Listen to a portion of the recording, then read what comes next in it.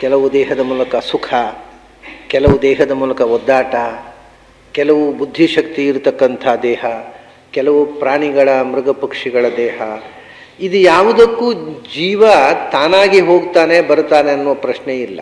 ಜೀವನಿಗೆ ಅದರಲ್ಲಿ ಸ್ವಾತಂತ್ರ್ಯ ಇಲ್ಲ. ಅವನು ಬಯಸಿ ದೇಹವನ್ನು ಪ್ರವೇಶಿಸುವುದೂ ಇಲ್ಲ, ಬಯಸಿ ದೇಹವನ್ನು ತ್ಯಜಿಸುವುದೂ ಇಲ್ಲ.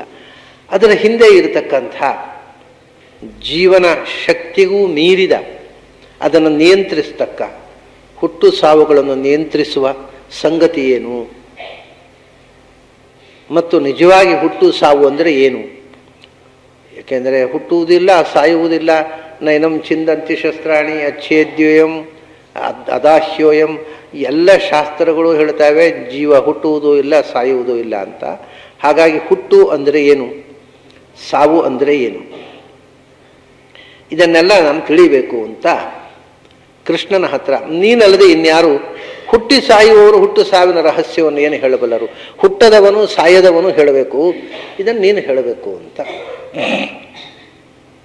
ಕೇಳಿದ್ದಕ್ಕೆ ಕೃಷ್ಣ ಮೊದಲು ಹುಟ್ಟು ಸಾವು ಅಂದರೆ ಏನು ಅನ್ನುವುದನ್ನು ಡಿಫೈನ್ ಮಾಡ್ತಾನೆ.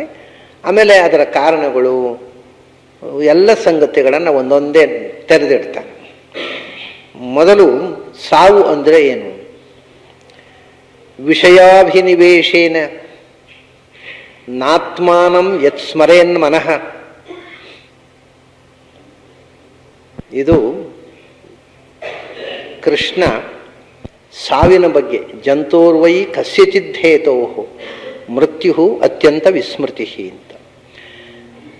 ಸಾಯುವುದು ಅಂದರೆ ಏನು ಅಂದರೆ, ಕೃಷ್ಣ ಹೇಳ್ತಾನೆ ಸಾಯುವುದು ಅಂದರೆ ಹುಟ್ಟುವುದು ಅಂತ ಅರ್ಥ ಅಂತ. ಸಾಯುವುದು ಅಂದರೆ ಏನು? ಸಾಯುವುದು ಅನ್ನೋದಕ್ಕೆ ಒಂದು ಡೆಫಿನೇಷನ್. ನಿನ್ನೆ ನಾನು ಅದರ ಒಂದು ಸಂಕ್ಷಿಪ್ತವಾದ ಚಿತ್ರ ಕೊಟ್ಟೆ. ಪೂರ್ತಿ ಮರೆಯುವುದು, ಬೇರೆ ಅವಸ್ಥೆಗಳಲ್ಲಿ ಪೂರ್ತಿ ಮರೆಯೋದಿಲ್ಲ, ಆದ್ದರಿಂದ ನಾವು ಅದನ್ನು ಸಾವು ಅನ್ನುವುದಿಲ್ಲ. ಹಿಂದಿನ ಮತ್ತು ಮುಂದಿನ ಎರಡು ಬದುಕುಗಳ ಮಧ್ಯೆ ಪೂರ್ತಿ ವಿಸ್ಮರಣೆಯ ಒಂದು ಪರದೆ ಬಂತು ಅಂತಂದರೆ ಅದನ್ನು ಸಾವು ಅಂತ ಅನ್ನೋದು ಅಂತ. ಅದನ್ನು ಅವನು ಹೇಳ್ತಾನೆ ವಿಷಯಾಭಿನಿವೇಶೇನ. ಅದನ್ನು ಹೇಳುವ ಭಾಗವತದಲ್ಲಿರತಕ್ಕ ಪದಗಳು ಕೂಡ ಮೇಲು ನೋಟಕ್ಕೆ ಏನೂ ಅರ್ಥವನ್ನು ಸ್ಪಷ್ಟವಾಗಿ ಹೇಳಿದಂಥ ಪದಗಳಿವೆ ಅಲ್ಲಿ. ವಿಷಯಾಭಿನಿವೇಶೇನ ನ ಆತ್ಮಾನಂ ಯಸ್ಮರೇತ್ ಮನಃ ಜಂತೂರ್ವೈ ಕಸ್ಯಚಿತ್ ಹೇತೋ ಅಂತ. ಇದನ್ನು ಮೇಲ್ನೋಟಕ್ಕೆ ನೋಡಿದರೆ ವಿಷಯಗಳ ಮೇಲಣ ಮೋಹದಿಂದ, ಪ್ರಾಪಂಚಿಕ ಭೋಗದ ಮೋಹದಿಂದ ಆತ್ಮನನ್ನು ಮರೆಯುವುದು ಸಾವು ಅಂತ ಅರ್ಥ ಆಗುತ್ತೆ ಈ ಶ್ಲೋಕ ನೋಡಿದರೆ. ಇಷ್ಟೇ ಸಾವಲ್ಲ, ಹಾಗಾಗಿ ನಾವು ಎಂದೋ ಸತ್ತಾಗಿದೆ. ಯಾಕೆಂದರೆ ವಿಷಯದ ಮೋಹದಿಂದ ಆತ್ಮವನ್ನು ಮರೆಯುವುದೇ ಸಾವಾದರೆ ನಾವೆಲ್ಲರೂ ಎಂದೋ ಸತ್ತಾಗಿಬಿಟ್ಟಿದೆ. ವಿಷಯದ ಮೋಹದಿಂದ ಆತ್ಮವನ್ನು ಮರೆತವರು ನಾವೆಲ್ಲ. ಹಾಗಾಗಿ ಈ ಶ್ಲೋಕ ಮೇಲು ನೋಟಕ್ಕೆ ಸ್ಪಷ್ಟವಾದ ಅರ್ಥವನ್ನು ಹೇಳುವುದಿಲ್ಲ. ಇದು ಕೃಷ್ಣನ ಭಾಷೆ, ಇದು ವೇದವ್ಯಾಸರ ಭಾಷೆ. ಅವರು ಯಾವಾಗಲೂ ಸ್ವಲ್ಪ ನಿಗೂಢವಾಗಿ ಹೇಳ್ತಾರೆ. ಪರೋಕ್ಷ ಪ್ರಿಯಾಹ ಇವ ಹಿ ದೇವಾಹ ಅಂತ. ವೇದಗಳಲ್ಲಿ ಯಾವ ಭಾಷೆಯನ್ನು ಬಳಸಿದ್ದಾರೆ ಅದೇ ಭಾಷೆಯನ್ನು ಏಕಾದಶ ಸ್ಕಂಧ ಬಳಸ್ತದೆ. ಬೇರೆ ಕಡೆ ಆದರೂ ಸ್ವಲ್ಪ ಸ್ಪಷ್ಟವಾದಂಥ ಮಾತುಗಳು ಬರ್ತವೆ. ಏಕಾದಶ ಸ್ಕಂಧ ಪೂರ್ತಿ ವೈದಿಕವಾದ ಪರೋಕ್ಷವಾಗಿ ಹೇಳಬೇಕಾದ ವಿಷಯವನ್ನು ಬಹಳ ಸ್ಪಷ್ಟವಾಗಿ ಬಾಯಿ ಬಿಟ್ಟು ಹೇಳದೆ ಏನೋ ನಿಗೂಢವಾಗಿ ಹೇಳಿ ಈ ಗುಟ್ಟನ್ನು ನೀನು ಒಡೆ ಅಂತ ನಮಗೆ ಅದನ್ನು ಒಡೆದು ಚಿಂತನೆ ಮಾಡುವ ಕೆಲಸವನ್ನು ನಮ್ಮ ಪಾಲಿಗೆ ಬಿಡುತ್ತದೆ ಈ ಭಾಗವತದ 11ನೇ ಸ್ಕಂಧ. ಅದು ವಿಶೇಷವಾಗಿ ಕೃಷ್ಣ ಉದ್ಧವನಿಗೆ ಹೇಳಿರತಕ್ಕಂಥ ಉದ್ಧವ ಗೀತೆ. ಅದು ಒಂದು ಥರದ ತೆಂಗಿನಕಾಯಿ ಥರ. ತೆಂಗಿನಕಾಯಿಯನ್ನು ಅವನು ಕೊಡ್ತಾನೆ. ತೆಂಗಿನಕಾಯಿ ಅಂತ ಅದನ್ನೇ ಕಚ್ಚಿದರೆ ಗೆರಟೆ, ಅದು ಆ ಗೆರಟೆ ಒಡೆದು ಅದನ್ನು ಮತ್ತೆ ಹೆರಮಣೆಯಲ್ಲಿ ಅದರ ಹೂರಣ ತೆಗೆದು ಮತ್ತೆ ಅದನ್ನು ಸೇವಿಸಬೇಕು. ಇದಕ್ಕೆ ಶಾಸ್ತ್ರಕಾರರು ಈ ಹೆಸರೇ ಹೇಳ್ತಾರೆ, ನಾರಿಕೇಳ ಪಾಕ ಅಂತ. ನಾರಿಕೇಳ ಪಾಕ ಅಂದರೆ ಹಾಗೆ, ತೆಂಗಿನಕಾಯಿಯನ್ನು ಸವಿಯಬೇಕಾಗಿದ್ದರೆ ಅದರ ಮೇಲಿನ ಗೆರಟೆ ತೆಗೆದು ಹೂರಣ ತೆಗೆದು ಆಮೇಲೆ ಸವಿಯಬೇಕು. ದ್ರಾಕ್ಷಾ ಪಾಕ ಅಲ್ಲ, ದ್ರಾಕ್ಷ ತೆಗೆಯೋದು ಬಾಯಿಗೆ ಹಾಕೋದು, ಅದನ್ನು ತೆಗೆದು ಪ್ರಿಪರೇಷನ್ ಏನಿಲ್ಲ, ತೆಗೆದು ಹಾಕಿಬಿಡೋದೆ. ಅದು ದ್ರಾಕ್ಷಿ ಮತ್ತು ಅದಕ್ಕೆ ಸ್ಪ್ರೇ ಮಾಡಿದ DDT ಎಲ್ಲ ಒಟ್ಟಿಗೆ ಒಳಗೆ ಹೋಗೋದು. ಅದನ್ನು ತೆಗೆದು ತೊಳೆದ್ರೂ ಹೋಗೋಲ್ಲ, ಅದು ಬೇರೆ. ಈ ನಾರಿಕೇಳ ಪಾಕ ಅಂತಕ್ಕಂಥದ್ದು ನಾವು ಕಷ್ಟಪಟ್ಟು ಒಡೆದು ಅದರ ರಸ ತೆಗೆದು ಸೇವಿಸಬೇಕಾದ ಆ ಪರಿಶ್ರಮ ಅನ್ನೋದು ಅಧ್ಯಾತ್ಮದ ಸಾಧನೆಯಲ್ಲಿ ಬೇಕು. ಅದು ಅಂಗಡಿಯಲ್ಲಿ ಮಾರಾಟದ ಸಾಮಾನಿನಂತೆ ಸಿದ್ಧವಾದ ರೆಡಿಮೇಡ್ ಆದಂಥ ವಸ್ತುವನ್ನು ಕೃಷ್ಣ ಕೊಡುವುದಿಲ್ಲ. ವಿಷಯಾಭಿನಿವೇಶೇನ ನಾತ್ಮಾನಂ ಯಸ್ಮರೇನ್ ಮನಃ. ಸಾವು ಅಂದರೆ ವಿಷಯದ ಮೇಲಣ ಅತಿಯಾದ ಮಮತೆಯಿಂದ ಆತ್ಮದ ಮರೆವು ಅಂತ. ಏನು ಅಂತ ಗೊತ್ತಾಗೋದಿಲ್ಲ. ಈಗ ಹೇಳಿದರೆ ವಿಷಯದ ಸ್ಮರಣೆಯಿಂದ ಆತ್ಮದ ಮರೆವು ಅಲ್ಲ, ವಿಷಯ ಮತ್ತು ಆತ್ಮ ಅನ್ನುವ ಶಬ್ದವನ್ನು ಇಲ್ಲಿ ಒಂದು ವಿಶಿಷ್ಟವಾದ ಅರ್ಥದಲ್ಲಿ ಬಳಸಿದ್ದಾರೆ. ವಿಷಯ ಅಂದರೆ ಪ್ರಾಪಂಚಿಕ ವಿಷಯಗಳಲ್ಲ. ಇಲ್ಲಿ ಪ್ರಾಪಂಚಿಕ ವಿಷಯಗಳನ್ನು ಭೋಗಿಸುವುದಕ್ಕೋಸ್ಕರ ಇರುವ ದೇಹ ವಿಷಯ.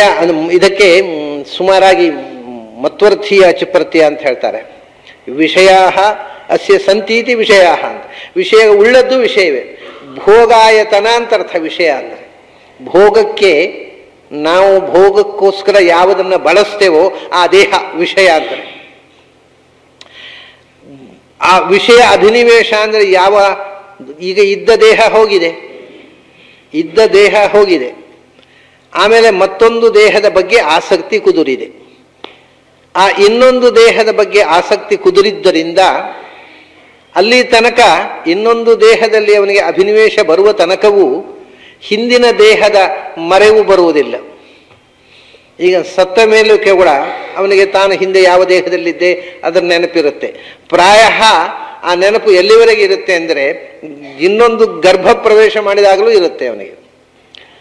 ಆಮೇಲೆ ಗರ್ಭದಲ್ಲಿ ಇನ್ನೊಂದು ದೇಹ ಬೆಳೆದು ಅದರ ಮೂಲಕ ಅವನು ಭೋಗಿಸಲಿಕ್ಕೆ ಪ್ರಾರಂಭ ಮಾಡಿದಾಗಲೇ ಪೂರ್ತಿ ಮರೆಯೋದು. ಅದು ಗರ್ಭದಿಂದ ಭೂಮಿಗೆ ಬಿದ್ದ ಕ್ಷಣದಲ್ಲಿ ಅವನು ಪೂರ್ತಿ ಮರೆತು ಬಿಟ್ಟು ಈ ದೇಹದ ಜೊತೆಗೆ ತನ್ನ ಸಂಬಂಧವನ್ನು ಪೂರ್ತಿಯಾಗಿ ಬೆಳೆಸಿಕೊಳ್ತಾನೆ.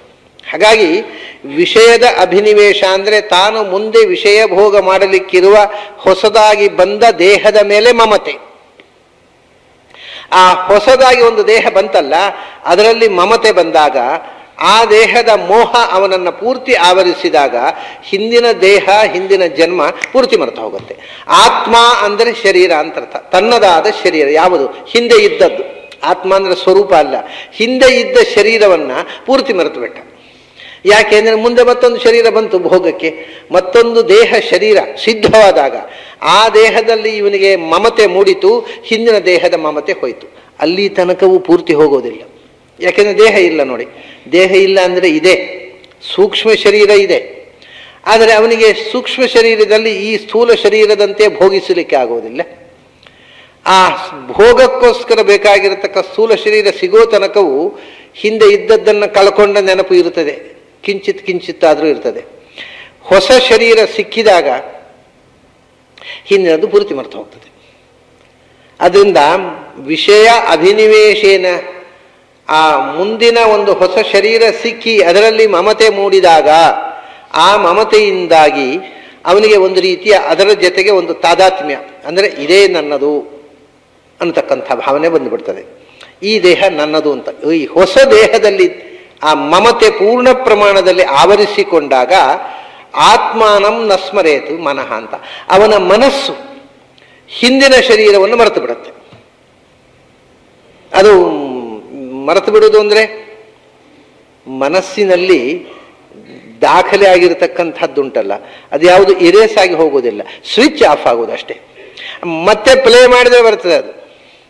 ಆದರೆ ಪ್ಲೇ ಮಾಡುವ ಸ್ವಿಚ್ ಯಾವುದು ಅಂತ ನಮಗೆ ಗೊತ್ತಿಲ್ಲ, ಹಾಗಾಗಿ ಮತ್ತೆ ನೆನಪೇ ಆಗೋದಿಲ್ಲ. ಆ ಸ್ವಿಚ್ ಆಫ್ ಆಗಿಬಿಡುತ್ತೆ. ಪೂರ್ವ ಜನ್ಮದ ಸ್ಮರಣೆಯ ಸ್ವಿಚ್ಚು ಆಟೋಮ್ಯಾಟಿಕಲಿ ಆಫ್ ಆಗಿಬಿಡ್ತು ಅಂತ ಇಟ್ಕೊಳ್ಳಿ. ಯಾಕೆಂದರೆ ಹೊಸ ದೇಹ ಬಂತು, ಅದರಲ್ಲಿ ಮಮತೆ ಬಂತು, ಇದು ನನ್ನ ಭೋಗಾಯತನ ಅಂತ. ವಿಷಯದ ಅಭಿನಿವೇಶದಿಂದ ವಿಷಯ ಭೋಗಕ್ಕೆ ಸಾಧನವಾದ ದೇಹದಲ್ಲಿ ಅಭಿನಿವೇಶ. ಆ ಹೊಸ ದೇಹದಲ್ಲಿ ಅಭಿನಿವೇಶ ಬಂದ ಮೇಲೆ ಅದನ್ನಿನ್ನು ಕಟ್ಟಿಕೊಂಡು, ಈಗ ನಾವು ಹೊಸ ಅಂಗಿ ಬಂದ ಮೇಲೆ ಹಳೆ ಅಂಗಿಯನ್ನು ಮರೆತು ಬಿಡುವ ಹಾಗೆ, ಹೊಸ ಅಂಗಿ ಬರೋ ತನಕ ಅದು ಹೊಳತಾದರೂ ಅದನ್ನು ಪ್ಯಾಚ್ ಹಾಕ್ಕೊಂಡು ಹೋಗ್ಬೇಕಲ್ಲ ಸ್ವಾಮಿ, ಹೊಸ ಅಂಗಿ ಬರೋ ತನಕ ಸುಧಾರಿಸ್ಬೇಕಲ್ಲ ಅಂತ ಅದನ್ನೇ ಏನೋ ಮಾಡ್ತಾ ಇರ್ತೇವೆ, ಅದರದ್ದೇ ನೆನಪು. ಹೊಸ ಅಂಗಿ ಬಂದ ಮೇಲೆ ತೆಗೆದು ಬಿಸಾಡಿಬಿಡ್ತೇವೆ.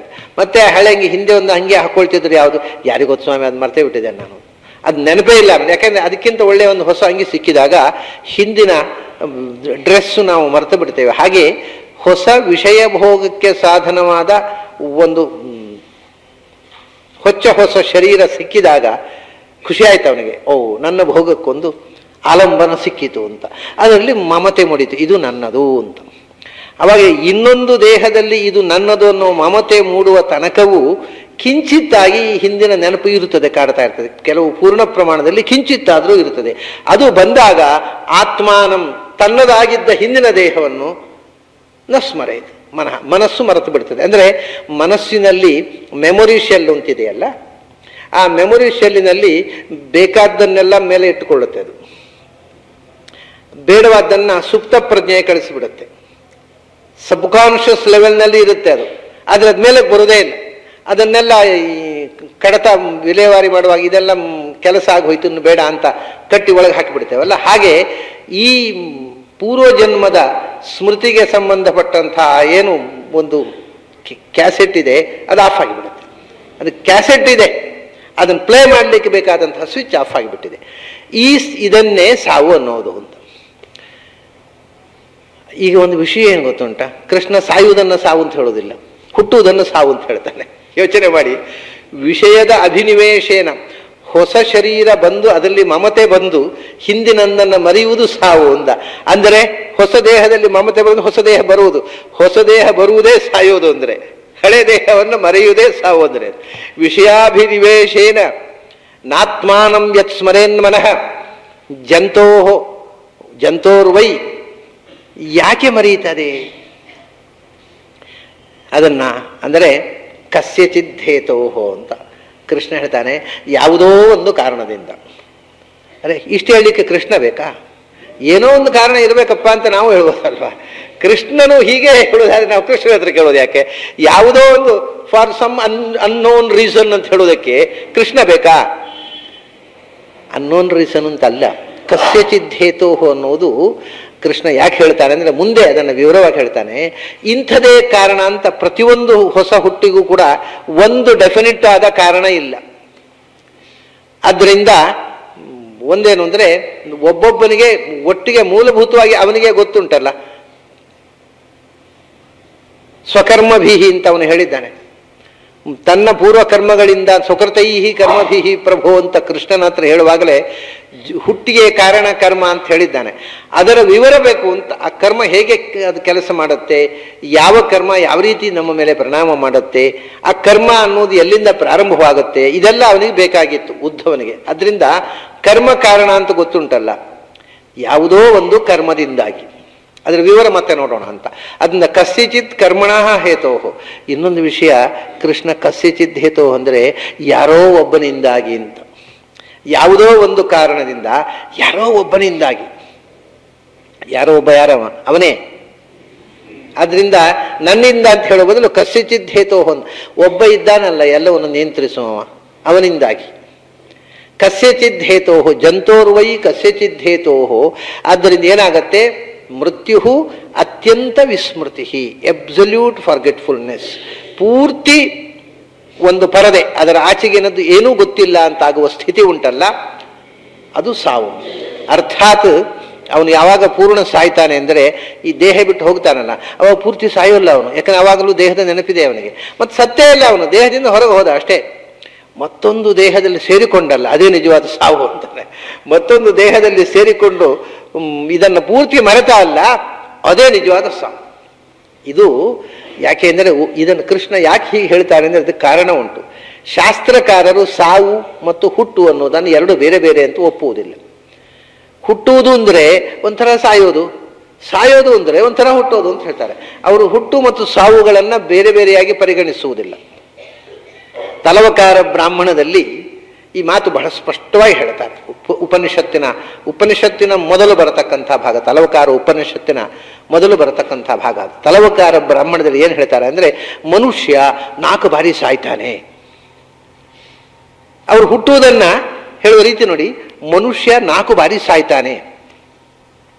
ಈ ಯಾವಾಗ ಆಕಾಶದಲ್ಲಿ ಜೀವ ತುಂಬಿಕೊಂಡಿದೆ, ದೇಹ ಧಾರಣೆಗೆ ಕಾಯ್ತಾ ಆಕಾಶದಲ್ಲಿ ಇದೆ. ಆಕಾಶದಲ್ಲಿ ಫ್ರೀ ಬರ್ಡಿನಂತೆ ಇದೆ, ಅದು ಆಕಾಶದಲ್ಲಿ ಓಡಾಡಿಕೊಂಡಿದೆ ಜೀವ. ಅದು ಸಾವಲ್ಲ, ಅದು ಓಡಾಡ್ತಾ ಇರ್ತದೆ. ಆಮೇಲೆ ಒಂದು ದೇಹಕ್ಕೋಸ್ಕರ ಅದು ಕ್ಯೂ ನಿಂತಿದೆ. ಅದಕ್ಕೆ ಆಕಾಶದಲ್ಲಿದ್ದಂಥ ಒಂದು ಜೀವ ಯಾವುದೋ ಒಂದು ಕಾರಣದಿಂದ ಮಳೆಯ ನೀರಿನ ಜೊತೆಗೆ ಭೂಮಿಗೆ ಬಿತ್ತು. ಭೂಮಿಗೆ ಬಿದ್ದು ಯಾವುದೋ ಒಂದು ವನಸ್ಪತಿಯಲ್ಲಿ ಸೇರಿಕೊಂಡಿತು. ಆ ವನಸ್ಪತಿ ಯಾವುದೋ ಒಂದು ವೆಜಿಟೇಬಲ್ನಲ್ಲಿ ಸೇರಿಕೊಂಡಿತು. ಆ ವೆಜಿಟೇಬಲ್ ಅನ್ನು ತಂದು ಮನೆಗೆ ತಂದರು ಯಾರೋ. ತಗೊಂಡು ಬಂದು ಪಾಪ ಹೆಣ್ಮಕ್ಳು ಹಚ್ಚಿ ಅದನ್ನು ಪದಾರ್ಥ ಮಾಡಿ ಬೇಯಿಸಿದರು. ಆ ಬೇಯಿಸುವಾಗ ಪದಾರ್ಥ ಜೊತೆಗೆ ಈ ಜೀವವು ಕೂಡ ಬೇಯೋದಿಲ್ಲ, ಇರುತ್ತೆ ಅಷ್ಟೇ. ಬೇಯಲಿಕ್ಕೆ ಶುರುವಾದರೆ ಆ ಜೀವಕ್ಕೆ ನೋವು ಮಾಡಿದ ಪಾಪ ಹೆಣ್ಮಕ್ಳಿಗೆ ಬರ್ತಿತ್ತು. ಪುಣ್ಯಕ್ಕೆ ಆ ಜೀವ ಬೇಯೋದಿಲ್ಲ, ಅದರಿಂದ ಇವರಿಗೆ ಪಾಪವೂ ಬರೋಲ್ಲ. ಯಾಕೆಂದ್ರೆ ಆ ವೆಜಿಟೇಬಲ್ನಲ್ಲಿ ಇದ್ದದ್ದು ಅದು. ಅಲ್ಲಿ ಇದ್ದಾಗ ಅದಕ್ಕೆ ಇದು ನನ್ನ ವೆಜಿಟೇಬಲ್ ಅನ್ನೋದು ನನ್ನ ಶರೀರ ಅನ್ನುವ ಭ್ರಮೆಯನ್ನು ಬರಲಿಲ್ಲ ಅದಕ್ಕೆ. ಅದೇ ವಿಷಯಾಭಿನಿವೇಶ ಬರಲಿಲ್ಲ. ಅದರಿಂದ ಅದಕ್ಕೆ ಆ ವೆಜಿಟೇಬಲ್ ಬೇಯಿಸಿದ್ರು ಅದಕ್ಕೇನು ನೋವಾಗುವುದಿಲ್ಲ. ನೋವಾಗುವುದು ಯಾವಾಗ? ಇದು ನನ್ನ ದೇಹ ಅಂತ ತಿಳ್ಕೊಂಡಾಗ ನನಗೆ ನೋವಾಗುವುದು. ನನ್ನ ದೇಹ ಅನ್ನುವ ಪ್ರಜ್ಞೆ ಇಲ್ಲದಿದ್ದರೆ ನೋವಾಗುವುದಿಲ್ಲ. ಇವಾಗ ನಿದ್ರೆಯಲ್ಲಿ ನಮ್ಮ ಕೈ ಏನೊಂದು ಗಾಯ ಮಾಡಿಕೋತೇವೆ, ಉರಿತಾ ಇರ್ತದೆ, ಸಿಕ್ಕಾಬಟ್ಟೆ ಉರಿತಾ ಇರ್ತದೆ. ಉರಿತಾ ಇದ್ದರೆ ರಾತ್ರಿ ನಿದ್ರೆ ಬಂದ ಮೇಲೆ ಆ ಉರಿಯುವ ಒಳಗಿನ ಪ್ರೋಸೆಸ್ ಏನಿದೆ ಭೌತಿಕವಾಗಿ ಅದು ಹಾಗೇ ಇರ್ತದೆ. ಆದರೆ ಉರಿಯುವ ಪ್ರಜ್ಞೆ ನಮಗೆ ಬರುವುದಿಲ್ಲ. ಉರಿತಾ ಇರ್ತದೆ ಅನ್ನೋದು ಮತ್ತೆ ಎಚ್ಚರ ಆದ್ಮೇಲೆ ಪುನಃ ಉರಿತಾ ಇರ್ತದೆ. ಅದು ನಿದ್ರೆಯ ಹೊತ್ತಿನಲ್ಲಿ ಆ ಉರಿಯುವುದರ ಅನುಭವ ನಮಗೆ ಆಗುವುದಿಲ್ಲ. ಯಾಕೆಂದರೆ ನಿದ್ರೆಯಲ್ಲಿ ಇದು ನನ್ನ ದೇಹ ಅನ್ನುವ ಎಚ್ಚರವೇ ಇಲ್ಲ. ನನ್ನ ದೇಹ ಅಂತಾದರೆ ಉರಿಯೋದು. ನನ್ನ ದೇಹ ಅನ್ನೋದು ಹೊರಟು ಹೋಯ್ತು, ನೋವು ಹೊರಟೋಯ್ತು. ನನ್ನದು ಅಂತ ಬಂದಾಗ ಅದೇ ಹಿಂದೆ ಎಲ್ಲ ಭ್ರಮೆಗಳಿಗೆ ಕಾರಣ ಅಹಂಕಾರ ಅಂತ ಕೃಷ್ಣ ಹಿಂದೆ ಹೇಳಿದ. ಅಹಂ ಮತ್ತು ಮಮ, ಐ ಆ್ಯಂಡ್ ಮೈ, ಸಮಸ್ತ ಭ್ರಮೆಗೂ ಕಾರಣ ಅದು. ಹಾಗಾಗಿ ಅದೇನು ಬೇಯೋದಿಲ್ಲ, ಇರುತ್ತೆ. ಪಾಪ ಹೆಣ್ಮಕ್ಳಿಗೆ ಗೊತ್ತಿಲ್ಲ, ಅದರಲ್ಲಿ ಬೇಕಾಷ್ಟು ಲಕ್ಷ ಜೀವಾಣುಗಳು ಇರ್ಬೋದು ಅದರಲ್ಲಿ. ಅವರೆಲ್ಲ ಬೇಯಿಸಿದ್ರು ಚಂದ ಮಾಡಿ. ಸರಿ, ಅದನ್ನು ಅಡಿಗೆಯಲ್ಲಿ ಬಡಿಸಿದನು ಗಂಡು ತಿಂದ, ಅವನ ಹೊಟ್ಟೆಗೆ ಹೋಯ್ತು ಆ ಜೀವಾಣು.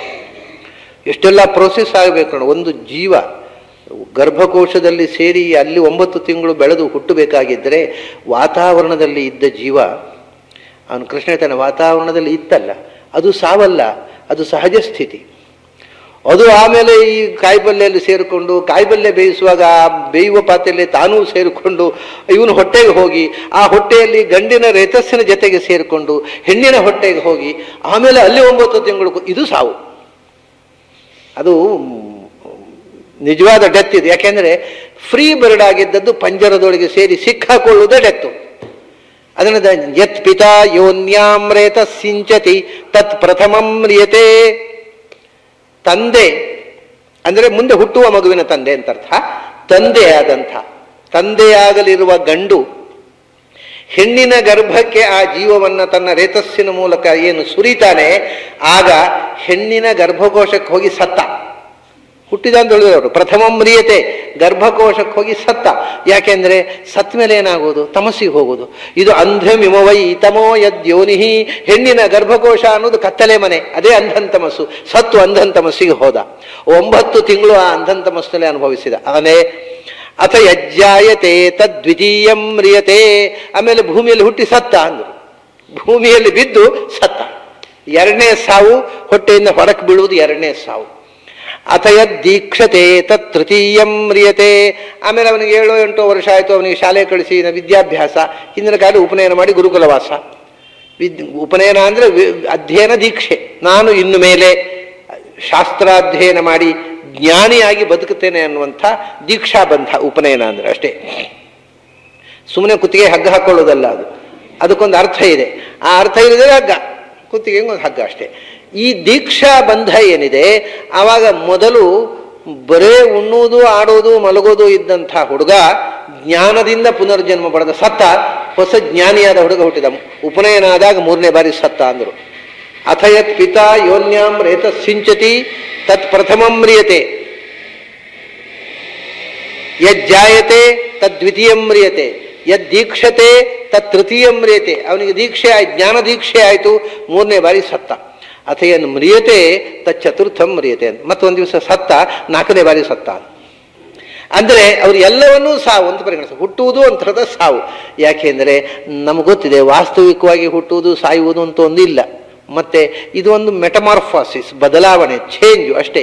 ಅದನ್ನು ನೀವು ಹುಟ್ಟು ಅಂತ ಕರೆದ್ರು ಒಂದೇ, ಸಾವು ಅಂತ ಕರೆದ್ರು ಒಂದೇ. ಹಾಗಾಗಿ ಕೃಷ್ಣ ಹೇಳ್ತಾನೆ, ನಿಜವಾಗಿ ಸಾಯುವುದು ಅಂದರೆ ಏನು ಗೊತ್ತಾ? ತಾಯಿಯ ಹೊಟ್ಟೆಯಲ್ಲಿ ಸೇರಿಕೊಂಡು ಹುಟ್ಟುವುದು.